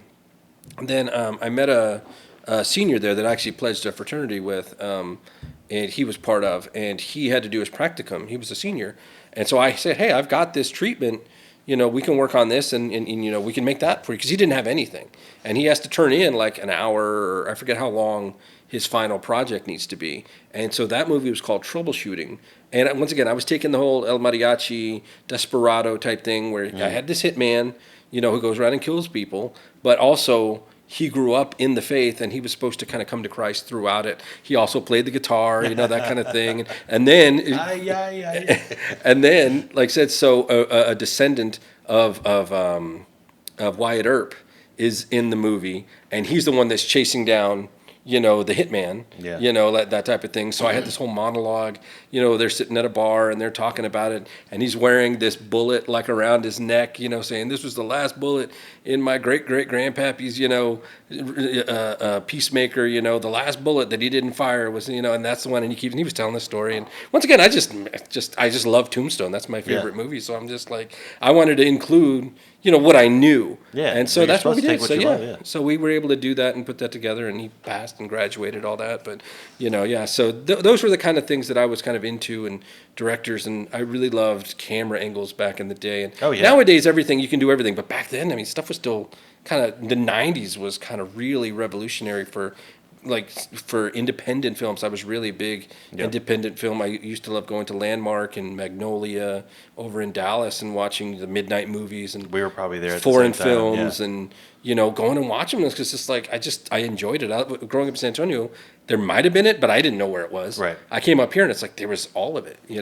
We would pile up, and me and my friends, and we would drive to Magnolia, all the way over in Dallas, and go to the midnight movies, because a lot of those midnight movies, as you know, were in the theater when we were kids. So I never got to see I never got to see The Crow in theaters until I was an adult. Yeah. When I went and saw it at Landmark Theaters, and then like Scarface, Full Metal Jacket, just all those movies they played, and seeing them on the big screen was great. And so I think that's awesome that.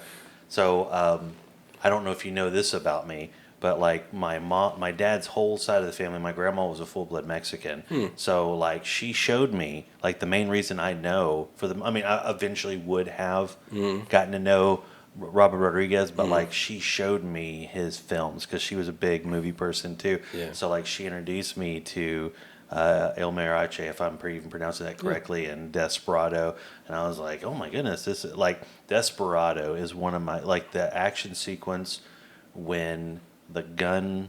When he opens up, the guy's checking the guitar case, and he opens it up. There's a guitar there. And see, look at the guitar. It's a guitar. And then like it opens up, and he's like, and then he just goes boom and just starts blasting everybody. And like I have watched that fight sequence almost as much as I've seen the Blade, fight sequence in the club at the very beginning. Like those two fight sequences are phenomenal. But like.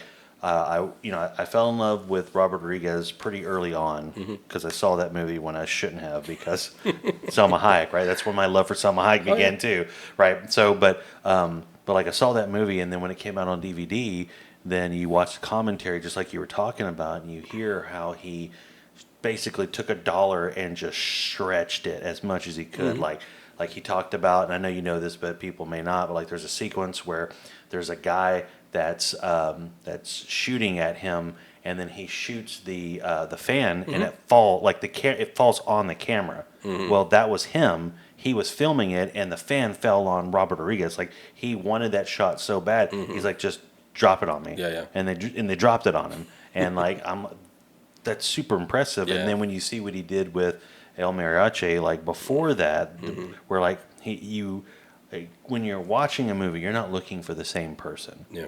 So I don't know if you noticed, but he killed the same like 3 people like 8 times in the movie, right? So I didn't know that till you listen to the commentary. You're like, just change your shirt, change your whatever. It's like that's true. So like, I never wrote an action movie per se, just because I was always intimidated if I had to film it myself. So like a lot of the stuff that I've written is more dialogue based, like Tarantino. Smarter way to go. Yeah. Or like you said, Kevin Smith.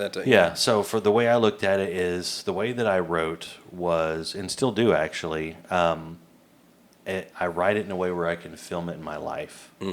And so like if like the last thing that I wrote, I think I wrote it before I met you. It's called A Family Meeting, and it was a short film that I wrote, and then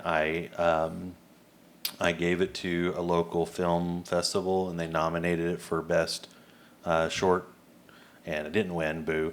But at least I got nominated for it. I thought that was cool. Get some recognition. But nothing came out for of your it, of effort. course. Yeah. But ultimately, it's like this little short film that can be filmed right there in the kitchen. It could be filmed right there in the living room, and in the driveway, and inside of a car, and that's all I need.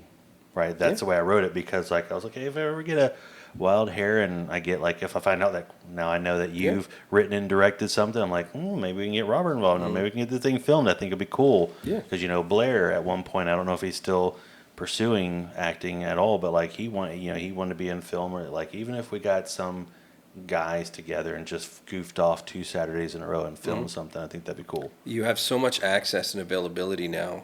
And with software, you can make stuff on your phone nowadays, and it looks good. It's like, I mean, I see people do it all the time, especially on, the apps or the TikTok or whatever, because they're just like literally just kind of, hey, let me just and they cut it all together, and they got like a minute long or a 2 minute, and they've literally are able to put together something that's you could consider somewhat cinematic. Yeah.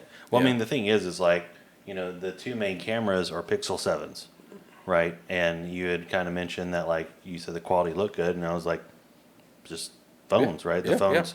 So there's a series that we're watching right now of a guy and his wife driving the country, going from state to state, and it's all being filmed mostly on an iPhone. Yeah. And you wouldn't be able to tell from the way that the film is being presented. Like, you don't know it.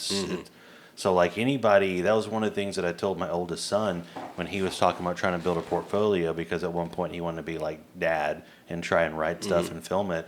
And I was like, dude, you live in a world where these phones exist. Like, you should be able to pump out content.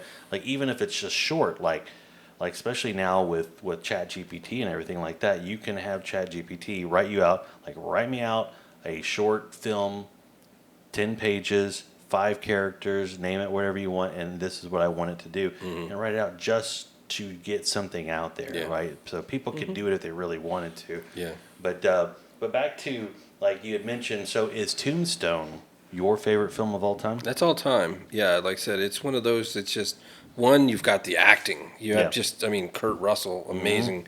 Doc Holliday, like I said, there is no other Doc Holliday in my opinion. I've seen others, and I They're fake. They're fake. But it's like, because I think he, meaning Val Kilmer. Val Kilmer, I think he really tried to encompass who he was, and it seems like everybody else was trying to do their own idea of what they thought Doc Holliday was, and kind of like what Jim Carrey tried to do with Andy Kaufman. It's like he tried to be, and to the best of his ability, he's trying to really be Doc Holliday, and the authenticity. I don't know how much you know about the movie, but how they went through like 2 or 3 directors, and Kurt Russell ended up basically directing pretty much the whole thing. Yeah. Really, when it came down to it, but deciphering fact from fiction too, because like I said, some of it's obviously Hollywood, but to me, I was like, that was like, give me my popcorn, like I'm ready to just chow down on this, and it's so quotable. Yeah. There's just so many things where you can just kind of pull it out, and so yeah, that's once I saw it,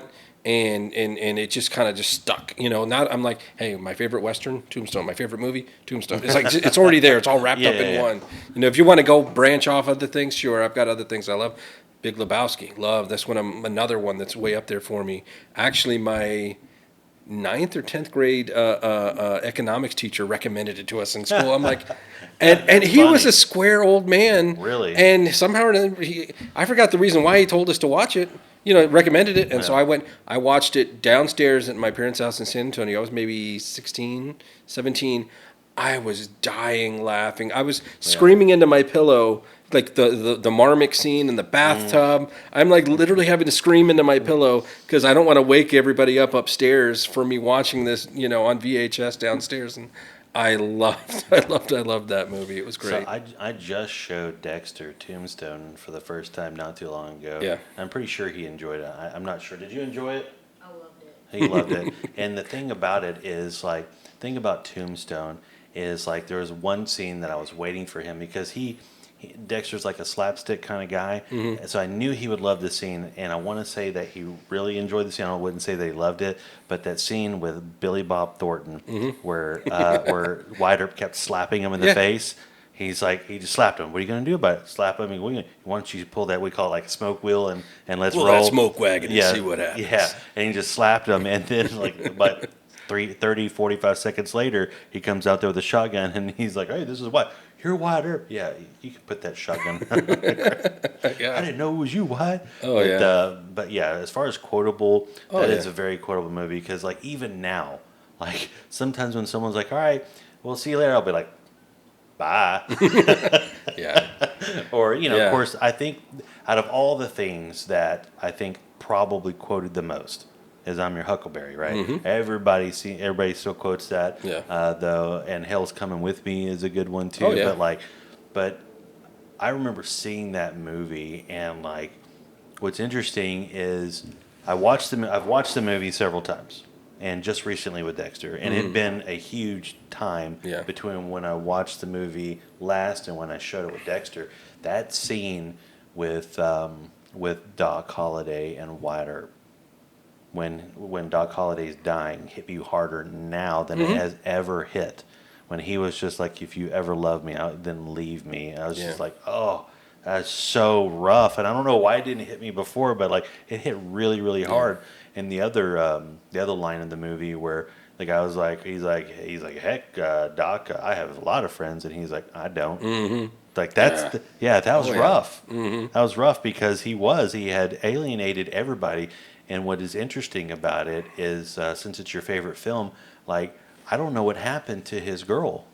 Yeah. If you remember, like there was one scene where they were lovey-dovey, and then he asked her why. I think he asked her, "Why are you still with me?" And then after that conversation, she was gone. She never was back in the film ever again. I was like, whatever happened to that girl? Well, they kind of went on. That's when they also kind of started going after the Cowboys, and I think he just kind of parted ways at that point Yeah. and then moved on and realized, like I said, yeah, maybe I do need to cut back a little bit at this point.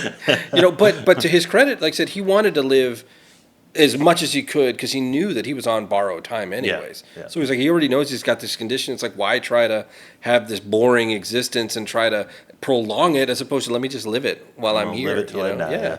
And YOLO. live it, and that's also why he The wanted to original back YOLO up. guy. Yeah, his buddy and the Earps and that kind of thing. So it's very cool. Like I said, it's the human condition and it's the humanity. It's not just the action. It's not just the dialogue, but it's the connection.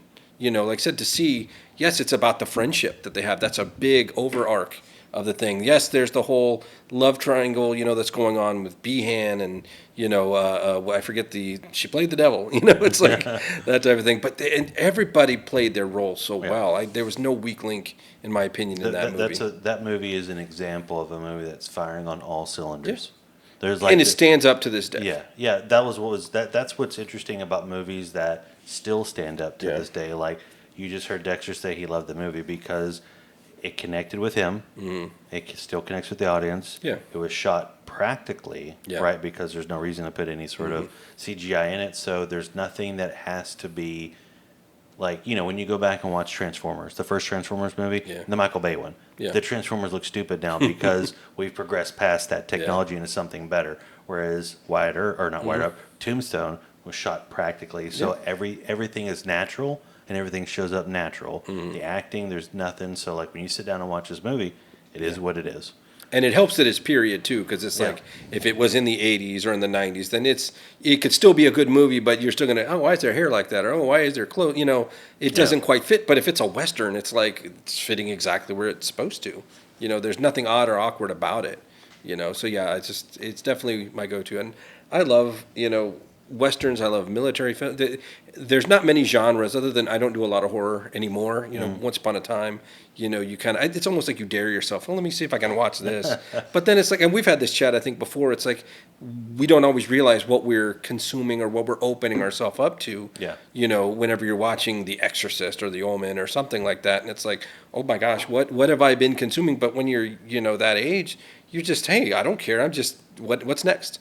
What else? And, the older you get, the more you realize, hey, there's certain things, whether it's music or movies, you're like, I don't need to be open and giving an opportunity, for something to a spirit or something to enter that doesn't need to be there and for me to have to struggle with or have a fear of, that type of thing. And so that over time has really said, it's not that I'm afraid of watching them, but I don't see the point in it anymore because it's like I said, if there's a spirit or if there's something, then, pray on it, you cast it out. But at the same time, why even tempt it? Why even play with it?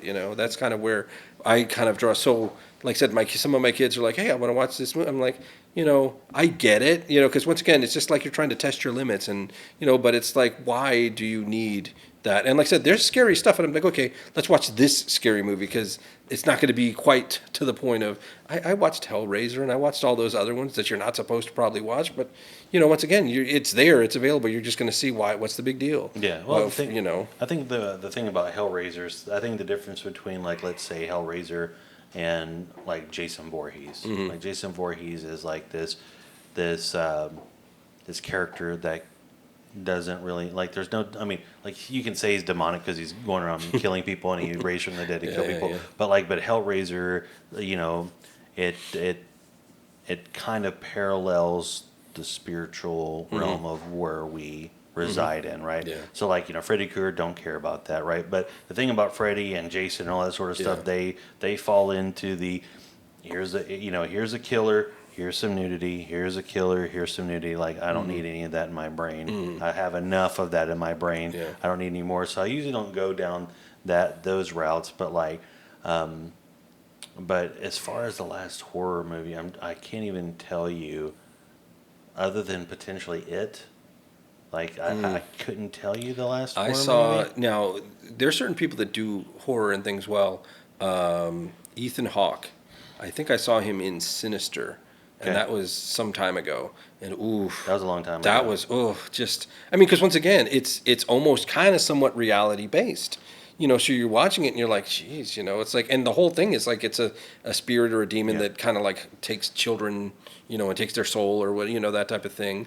And he's an author or I think he was an author, and he was trying to write a never saw book it, yeah. on this. So he goes to this house, he buys this house and brings his family in there because this is where some kids went missing or something happened. And so he starts going through and he starts trying to figure this out, and in doing so his daughter gets to all this stuff happens, and it's some crazy trippy stuff. And that's, in my opinion, because I do watch a lot of YouTube stuff that kind of will talk about other horror genres and things, so I'll kind of dabble in that, but I'm like, hey, give me the Cliff's Notes, and then I'm not watching it. Yeah. Because it's like I don't need to, because some of the stuff nowadays, or even back in the day, if you want to go back, there's been some really bad stuff that people will put out there. Yeah, so I was thinking as you were talking, the last horror movie that I saw was a movie called Barbarian, and it was kind of against my will. Like, a buddy of mine was like, you got to see this movie. I'm like, okay, and do you know anything about Yeah. yeah, I wasn't a fan of it, and Yeah. like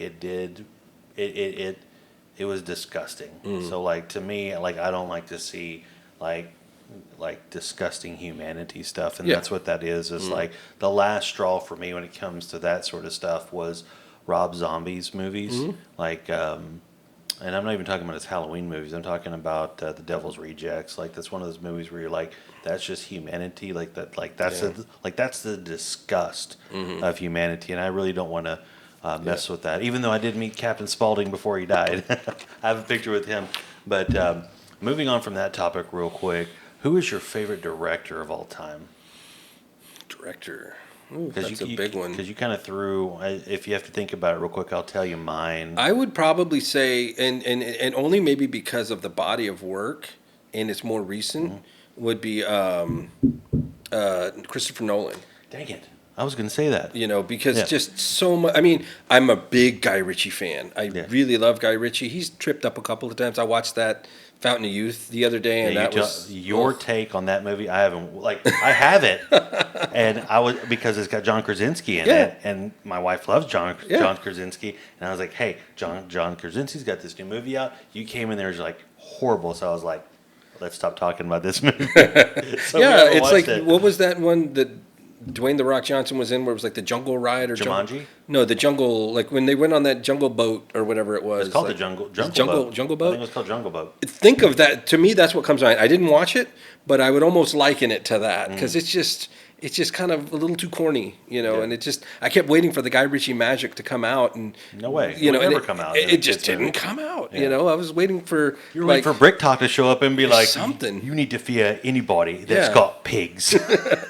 That's what you were waiting for. Yeah. But so Christopher Nolan, I was actually really going And to it's say, crazy because both of them that I like are British. It's Yeah. like they just. Well, if we yeah. want to say American, I mean, I guess we could kind of like Tarantino, of course. Rodriguez, of course. director isn't confined to But- just this Yeah. this world. But or- I just or think country. I think Nolan just does such a great job. There's a couple that I'm like, okay, that I'm just like, okay, I don't really, not my favorite, not my tempo.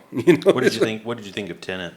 That's the one that I'm kind of speaking of, where I had to watch it, but also I don't like it when people overhype something. I had a sister-in-law that had said, "Oh, you got to see Tenet," and she was hyping it all up. And to me, whenever you build up my anticipation for something, I'm expecting Yeah. something great. So sometimes it can be at the detriment of the movie. And to me, I felt like there was not enough riding on, because it's one of those things. Hey, if we don't deal with this, the whole world's gonna end, because of the time and all this. And it didn't feel like the stakes were there to me. A lot of times in these movies, when there's a countdown or something, there's some drama. And here it was just like, hey, Christopher Nolan came up with this really cool concept and this really cool idea, sort of some time travel. Here's how I'm going to do it, and then I'll just slap all this other stuff around it. There was some cool sequences, I will say that, but at the same time, I'm like, I just feel like it was just him kind of showing off a little bit. Yeah, so Tenet is probably, out of all the movies that he's released outside of the Batman, what was the third one? Dark Knight Rises. Yeah. I hate that movie. But Tenet was a movie that's a perfect example when an idea outshines the movie. Yeah.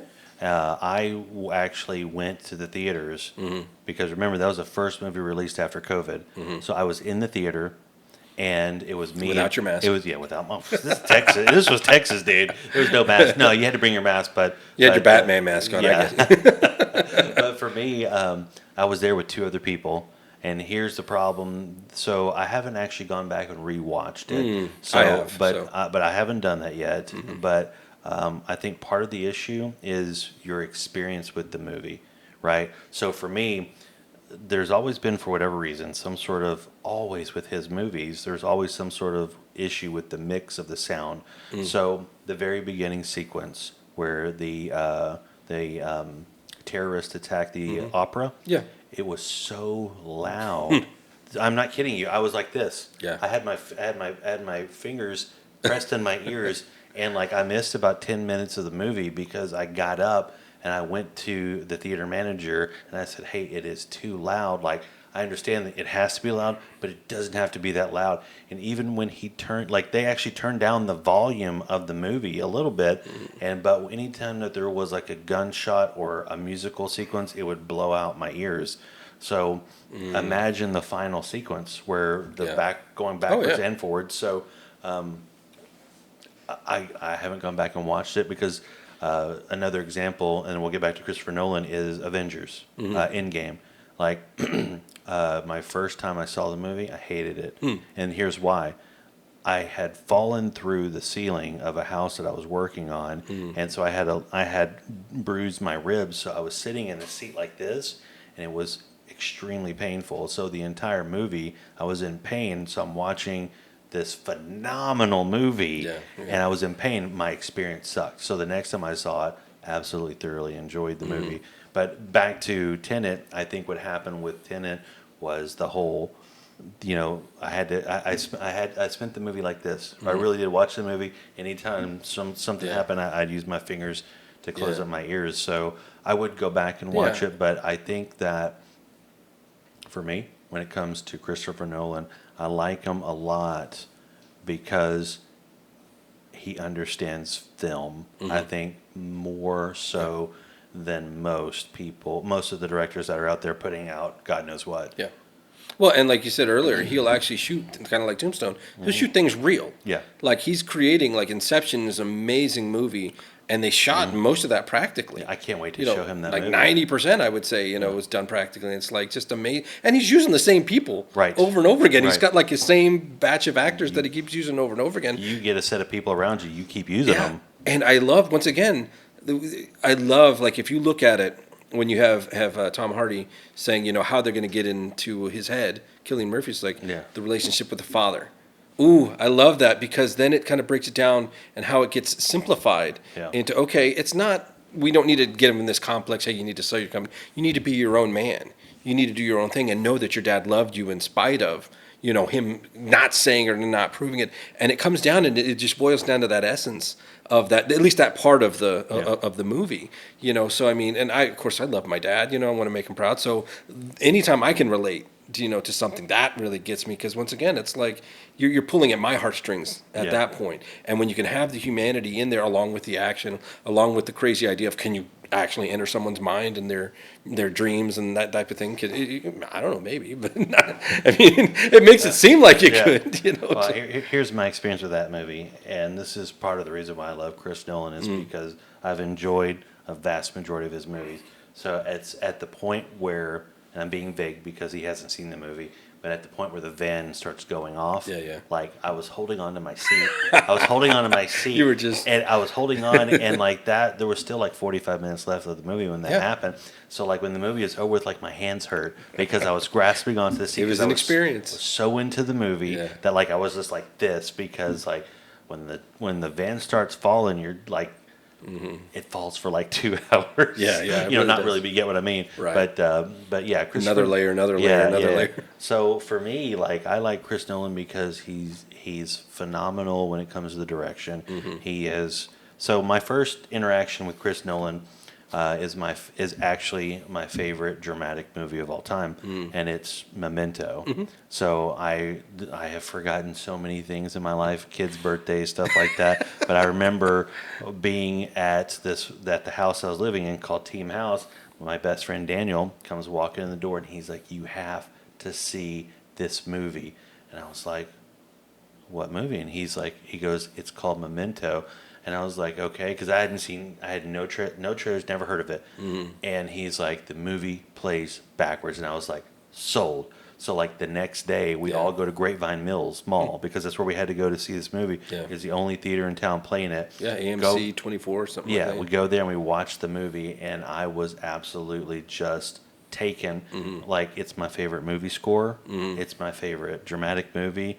Like, it's the movie that it's a movie that made me feel, which a lot of movies don't, just because I've seen so much. Yeah. I've seen so much. So like that scene where Guy Pearce is laying in the bed with Carrie Ann Moss, and he's talking about his wife, where he can't remember to forget her.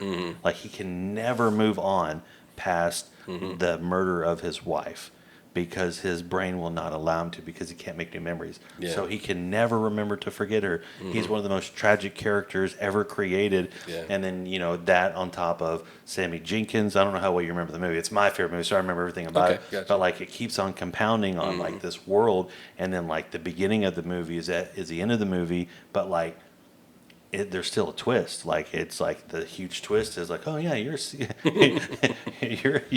Sammy G or whatever it is, SG or whatever it is. But like, just the concept of the tattoos on his body and all that sort of stuff was just phenomenal. Like, that's a movie, because it was a low budget movie too. Yeah. And it was a movie that fired on all cylinders, and it's my favorite dramatic movie of all time. And I've never seen anything like it.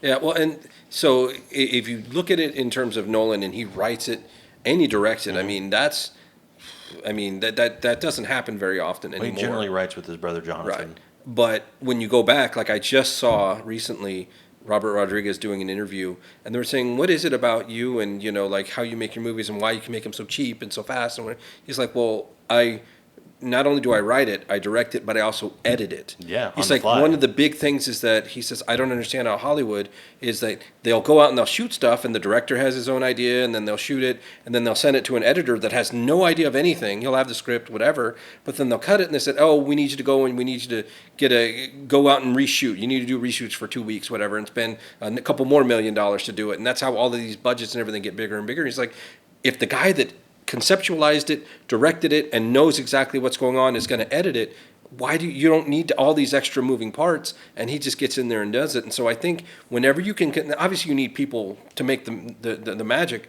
but if you've got the key people, the writer, director, editor, those people kind of like simpatico and in one, then you're making it that much easier on yourself. You can use less back in the day film, less time when you're having to pay actors and craft service, everybody that has to be there.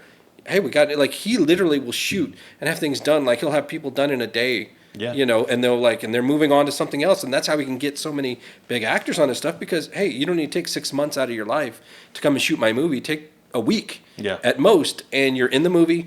Nobody else is there because it's all green screen. And we're going to put everybody to get cut and paste and put you all together and make, what did he make? Like, not Death Proof. Well, no, that was Tarantino. He did Planet Terror. Yeah, Planet Terror. But the one I'm thinking of, I saw that movie is in the Sin City. Yeah, I love that movie. Not So the it's second one, but the first one was Right. awesome. Yeah, so stuff like that where it's like they're shooting it on green screen, and it's like a lot of these people aren't even there, like along with everybody. Yeah. Did you see Grindhouse in the theaters? Yeah. Yeah. So I saw it in the theater too. It was so amazing. And about I don't know what the time frame was between when I watched that movie and the film and when I went to a thing called Wizard Con where Danny Trejo was there, and I got to meet him. I have a picture of me and him, and I was telling him, I'm like, dude, that trailer for Machete was so amazing. He's like, man, just write Robert and Troublemaker Studios and tell me you want the movie to be made. And I'm like, I'll do it. And they made what, 2 of them? I think? Yeah, 2 of them. Yeah. And they made 2 of them, but you know, he's like, write it. And I'm like, I'll do it. And I never did, but thank goodness the movies were made. Yeah. But yeah. And once again, even if you look at some of those like Machete, which you can definitely tell they maybe are a little more budget conscious and they don't look quite as crisp and as clean. Goofy. It was a goofy movie. But you accept it. You're Yeah. like, you were just like, give it to me. You know, even if it's a little corny or a little, you know, like when he's got the weed eater and he's hitting the guy and it's like, just you don't see anybody do that. It was just very cool. Cheech Marin is in it and it's just like, as a priest. Or my favorite scene when he cuts the guy's stomach and then uses intestines, jumps out the window and swings back around. It's that kind of style. Yeah. You know what I would like to see, because I do love like the Naked Guns and all that. I want to see the new Naked Gun that's coming out with Liam Neeson. And that just looks like they did a great job, I think, casting him and really just continuing that, because the way that you do that movie is you have to have your straight man, Frank Drebin, or what Frank Jr. I guess he's Frank Jr. He's got to do it all straight. He can't be like, you know, winking and, you know, whatever. It's got to just do it like he's doing, like Leslie Nielsen did. Yeah, like whatever his role is, just 100%. Yeah. You know, like, so you're convicted of man's laughter. Yeah. And it's like, manslaughter must have been some joke. It's like, or the. He tells the lady, please take a seat, and she just grabs a seat and walks out of the room. Yeah, it'll be interesting to see how that movie does, because that's a style of humor that's been gone for a really long time. Really so has. to see, I don't know, like if I played the first Naked Gun for Dexter, I don't know if he would laugh, because I don't know if it's his style, or if a lot of those jokes would he looks very highbrow. So he's more of a slapsticky guy. Oh, okay. He really likes slapstick. At least I think that's where his humor Did you ever was. show him? Remember, we talked about it not too long ago. It was Brain Donors. Did you ever show him that one? I didn't. No. I showed William a number of months ago. He was dying. He was cackling. Yeah, John Turturro. One of his the first thing I ever saw John Turturro in was Brain Donors, and one of those things nobody watches, nobody sees, because it's one of those things like it came out in like probably the early '90s, and it's just I don't even know how I saw it. You know, it was on TV or so. I just from the consumption of everything, you just come across so many random things. Remember, I told you Safe Men. Yeah. Did you ever watch that one first time? Yeah, Nick Cage movie. No, Safe Men. No, wait, that's Matchstick Men. That's Matchstick Men. Yeah. Great movie too. Yeah. But con artist. But no, this one, Steve Zahn. You know, it's the first time I saw. What's his name? I'm forgetting all the names. Hulk was in it. Mark Ruffalo. Mark Ruffalo. First time I ever saw him in anything. Really young. You know, so you've got all of these young, great actors that are in this kind of, like I said, the reason I saw a lot of stuff, I worked at Blockbuster Video when it was still video. So I'm going around and I'm just consuming en masse, you know, because you got your 5 free rentals a week. Yeah. And you get the, you know, releases 2 weeks early. And then if you've used up all 5 of your rentals, you could get any what was called a Blockbuster favorite video for free. You know, so you could get unlimited favorites. So I would go, and that's why I watch all these random, who knows, because, hey, I've already used up my 5. Let me just go get a random freebie, and I'd watch that. Let me go watch The Blob. You know, it's like, and that's how I'd find, you know, I was really into, like I said, independent films, and, you know, the 90s was just kind of the heyday, you know, for stuff like that. It's just going out and just shooting something, and I was just loving consuming all that stuff and getting my own ideas, and once again, learning, like I said, the 90s was kind of a heyday for a lot of these actors that we know really well. Sam Rockwell was in that. You know, Paul Giamatti, first movie I saw Paul Giamatti in, Safe Men. Not his first movie, I would doubt, but first movie I ever was, you know, came to recognize. The first movie I remember seeing him in probably was Howard Stern's movie. Probably, right? And like I said, I just saw him because his name was Veal Chop in the movie. It's like it's so absurd and random, but it tickled me in that way where it's like, oh, this is great. Like if I was going to make something, I would want to make something like, because like you said, you could shoot something like that kind of on your own. There's other than I think they did something in a hockey rink and then they had like a reception party for a bar mitzvah. You know, those are the kind of set piece, but most of it's in people's houses and their backyards and their dens, you know, that kind of thing. So it's like, yeah, you could shoot this stuff yourself. assuming you had the equipment and you had the personnel, Well, I mean, that kind of stuff. Now we do. Right. It's everywhere. But yeah, so stuff like that where I'm just like, oh, it really got me in a good way. So those are a couple of my sleeper hits that I like to throw out there. And once again, they might not be for everybody. Yeah. That just happens to be my taste. So let me ask you this, and then we'll wrap this up, and we'll definitely have you back because we're just scratching the surface of. We didn't even talk about TV at all. Oh, but true. let me ask you this, okay? Have you seen? I'm gonna ask you, but there's a reason why I'm asking you about this. Have you seen the movie 4 Rooms? Yeah. Okay. So Great concept. Yeah. I have an idea.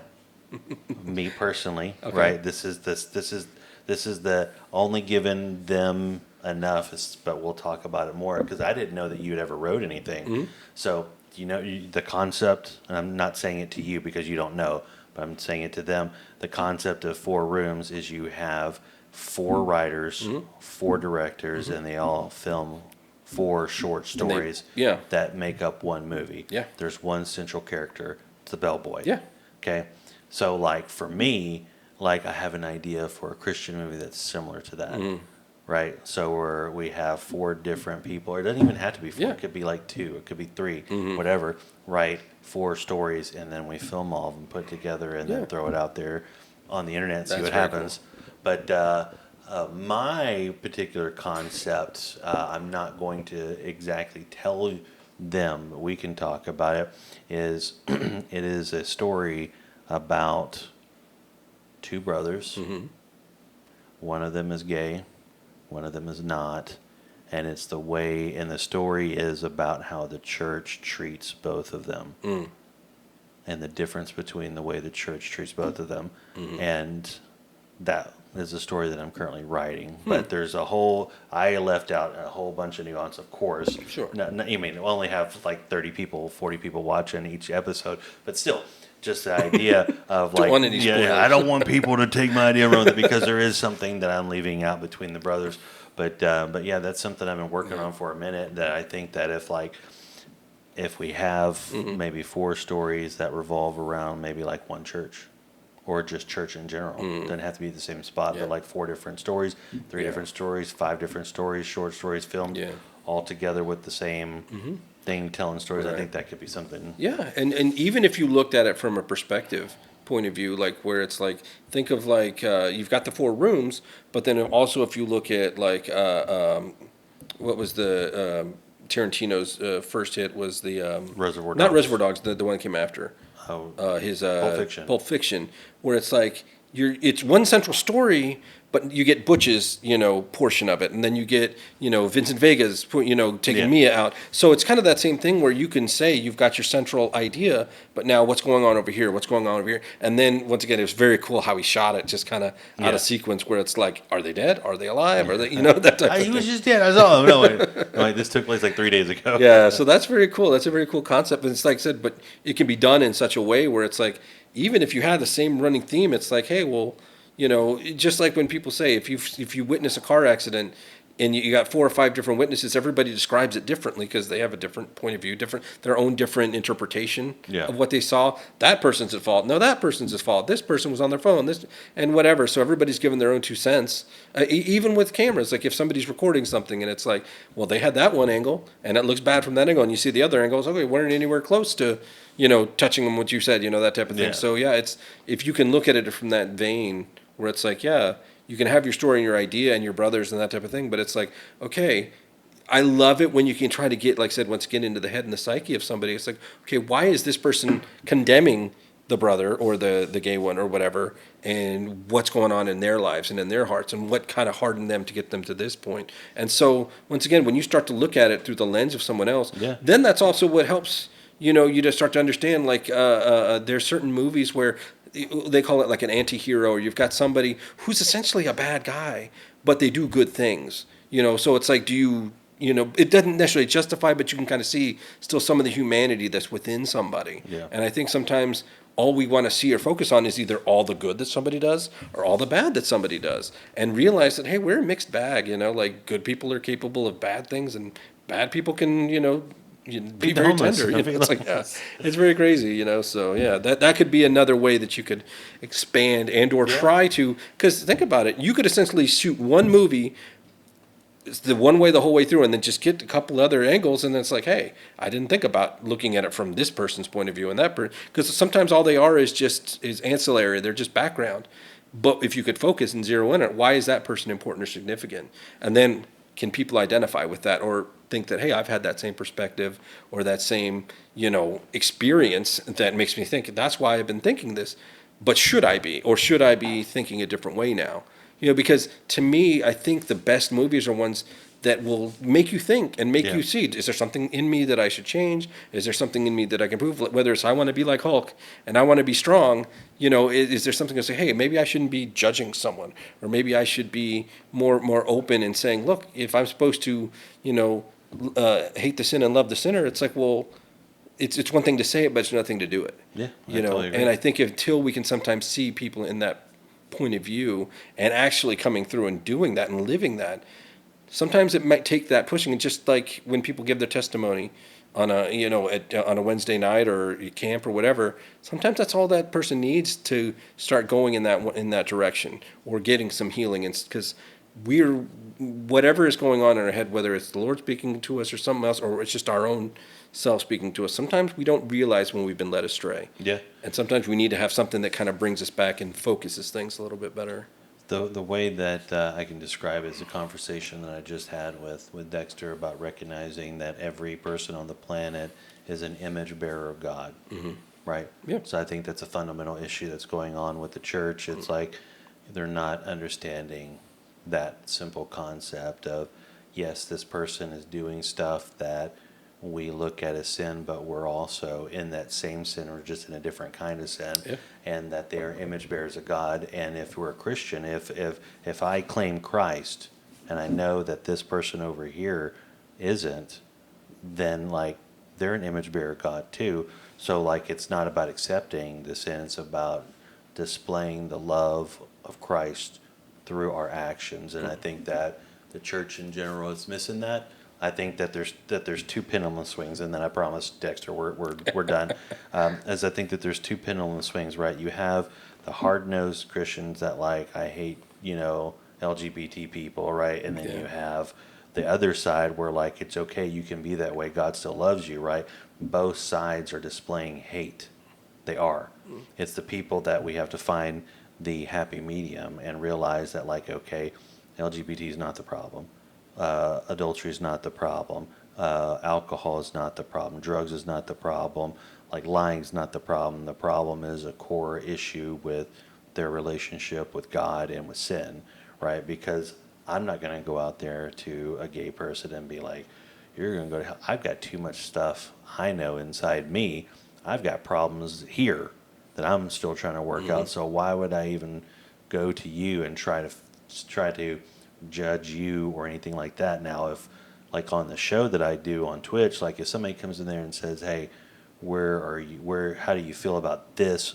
Well, it's not about how I feel. Scripture says this, right? So if we lean on Scripture, then we get our answer. But I think I think with the whole point of me bringing all this up is when it comes to this story that I'm writing, is people aren't noticing or caring that this is an image bearer that's in front of them, that's whose relationship is not with the Creator but with themselves.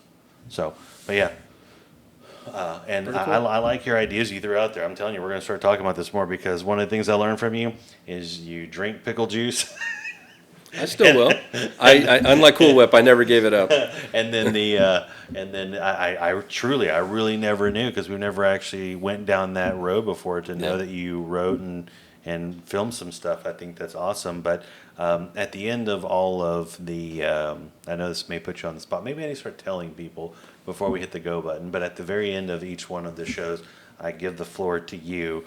This show should be about you. So, like, do you have any sort of, like, something that you want to give to somebody, as far as, like, okay, they may not know you. They may stumble upon this video 5 years from now, 10 years from now, or anything like that, to say, okay, here's what I've got. So the floor is yours for however you want to say whatever almost like you want. the end of Hot Ones. We got this camera, this camera. The concept of it is true, because like I think life experience, regardless of if I agree with it or not is still life experience. I'm not saying I'm not going to agree with what you say, Yeah. but like my goal is to have Mm-hmm. LGBT people on here, a variety of backgrounds, variety of opinions, all that sort of stuff. So giving someone the floor to kind of give their life experience or give like, hey, don't eat yellow snow, the end, that sort of stuff. Yeah. But yeah, if you want, whatever you want to say to people that are listening, the floor is yours. Yeah.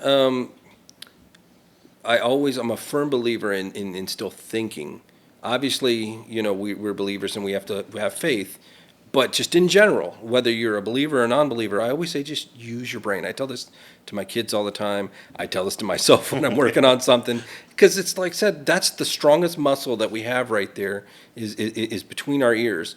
And too many times we're so willing to just accept certain things like, oh, I saw it online, I saw it on this, I saw it, and we don't do anything that's not a layer or two deep. Think, explore, be curious, talk to people, because if all you're going to listen is your own self in an echo chamber, then you can be completely wrong. Yeah. And I'm not saying there's anything wrong with you. If you want to be wrong and you want to build your life around that, that's your choice. But for me personally, I feel like life is about growing and changing and understanding, and it's a constant thing. Every day, try to learn something new, try to experience something new, try to be generous, at the opportunities that you have, whether that's handing some change out to the homeless person on the corner, or whether that's volunteering like at VBS right now to help out, just give of your gifts and talents, because I truly believe all of us are uniquely gifted and talented, some of us a little bit more than others.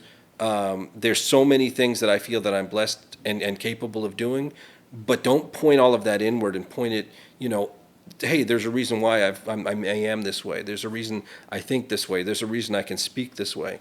There's a reason that I can have a confidence. And it's not just because I read a bunch of books or watched a bunch of movies or I listened really hard. There's some of that. But ultimately, what's inside of us is what should be coming out. And if we got the good stuff, like my dad used to say, what's in is going to come out. Yeah. So if you're filling yourself with garbage or surrounding yourself with people that are not positive and not edifying and not going to be pointing in the direction of the Lord, then then that's what's going to be coming out. So you need to make sure that you're putting the good stuff in, so a lot of it's very practical. A lot of the stuff is very simple. And I think sometimes we try to overthink and try to really say, like, where am I on the spectrum? Where am I on this? Where am I on that? Now, how about you just get things right, understand what's right and wrong, just start there and then build from there. And I think too many times we get caught up in so much of the bad stuff, obviously, but we also don't focus on the good things. We don't focus on the positive. Here in the last handful of months, there's been some stuff that my wife and I have been going through, my kids have been going through just in general, but we've been joyful and we've been giving God the glory that, hey, we're still here. Yeah. We're still breathing air. Yeah. We still have some of our friends. We still have some of our family. So learn to be grateful for that and the opportunities you have that, today's another opportunity. Tomorrow, if you get it, it's another opportunity. So don't look at just the past failures. Just learn and grow, but be positive and keep pushing and keep trying. The more that I found that I tried, the more that I found that I'm capable of. Does that mean I can do everything? No. Does that mean that if I try something, I'll be great at it? No. But at the same time, you don't ever know. And sometimes we get so caught up and so worried that if we're not amazing at something, then why should we do it? And it's like, well, sometimes things are just fun. Sometimes you might want to go hit some golf balls because you might not be great at it, but hey, it was fun. And it was fun to watch Aaron try to hit a golf ball. That might be. We don't talk about that. I just assume you'd be like Happy Gilmore and just. I'm more like Flappy Gilmore. But no, so I mean, just that. I think people just need to try to keep things as simple as they can, but always be thinking and always be trying to look at things in a positive light. I'm not saying try to make things, hey, everything's sunny and everything's great, but even through the struggles and even through the valleys and the lows that we'll go through, we can look up and that sun can still be shining. It just might not be shining on. Doesn't mean that it's not up there. Yeah. And so sometimes we just have to remember that that's inside of us, and we'll be that light as we go through the dark stuff, that God has already poured into us. So we could go on and on about that, but that's just, if I could give some advice, just think about it, just kind of pray about it. God will give you direction if you seek it out. Amen. Well, Robert, nice. It's a fun conversation. We barely scratched the surface of where I wanted to go. Like I said, we didn't even scratch like a lot of the movies that I want to talk about, or even some of the TV shows, because we've talked a lot about. Because I really wanted to talk to you when you started speaking about how we try to attach ourselves to these characters. Like I wanted to talk to you about Silo, and we'll do that next time, or if you want to come back on here or not. But I definitely appreciate you coming by and spending your time driving all the way over here. And with that being said, this has been Aaron-esque America. Forget about it. I lied. It's not goodbye. I forgot. This is the reason why I pay him the big bucks. I wish I had a camera for you.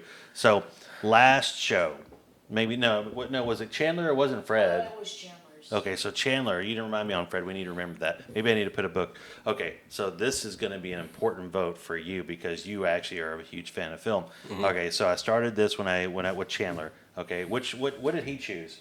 He chose Face Off. Okay, so he chose Face Off.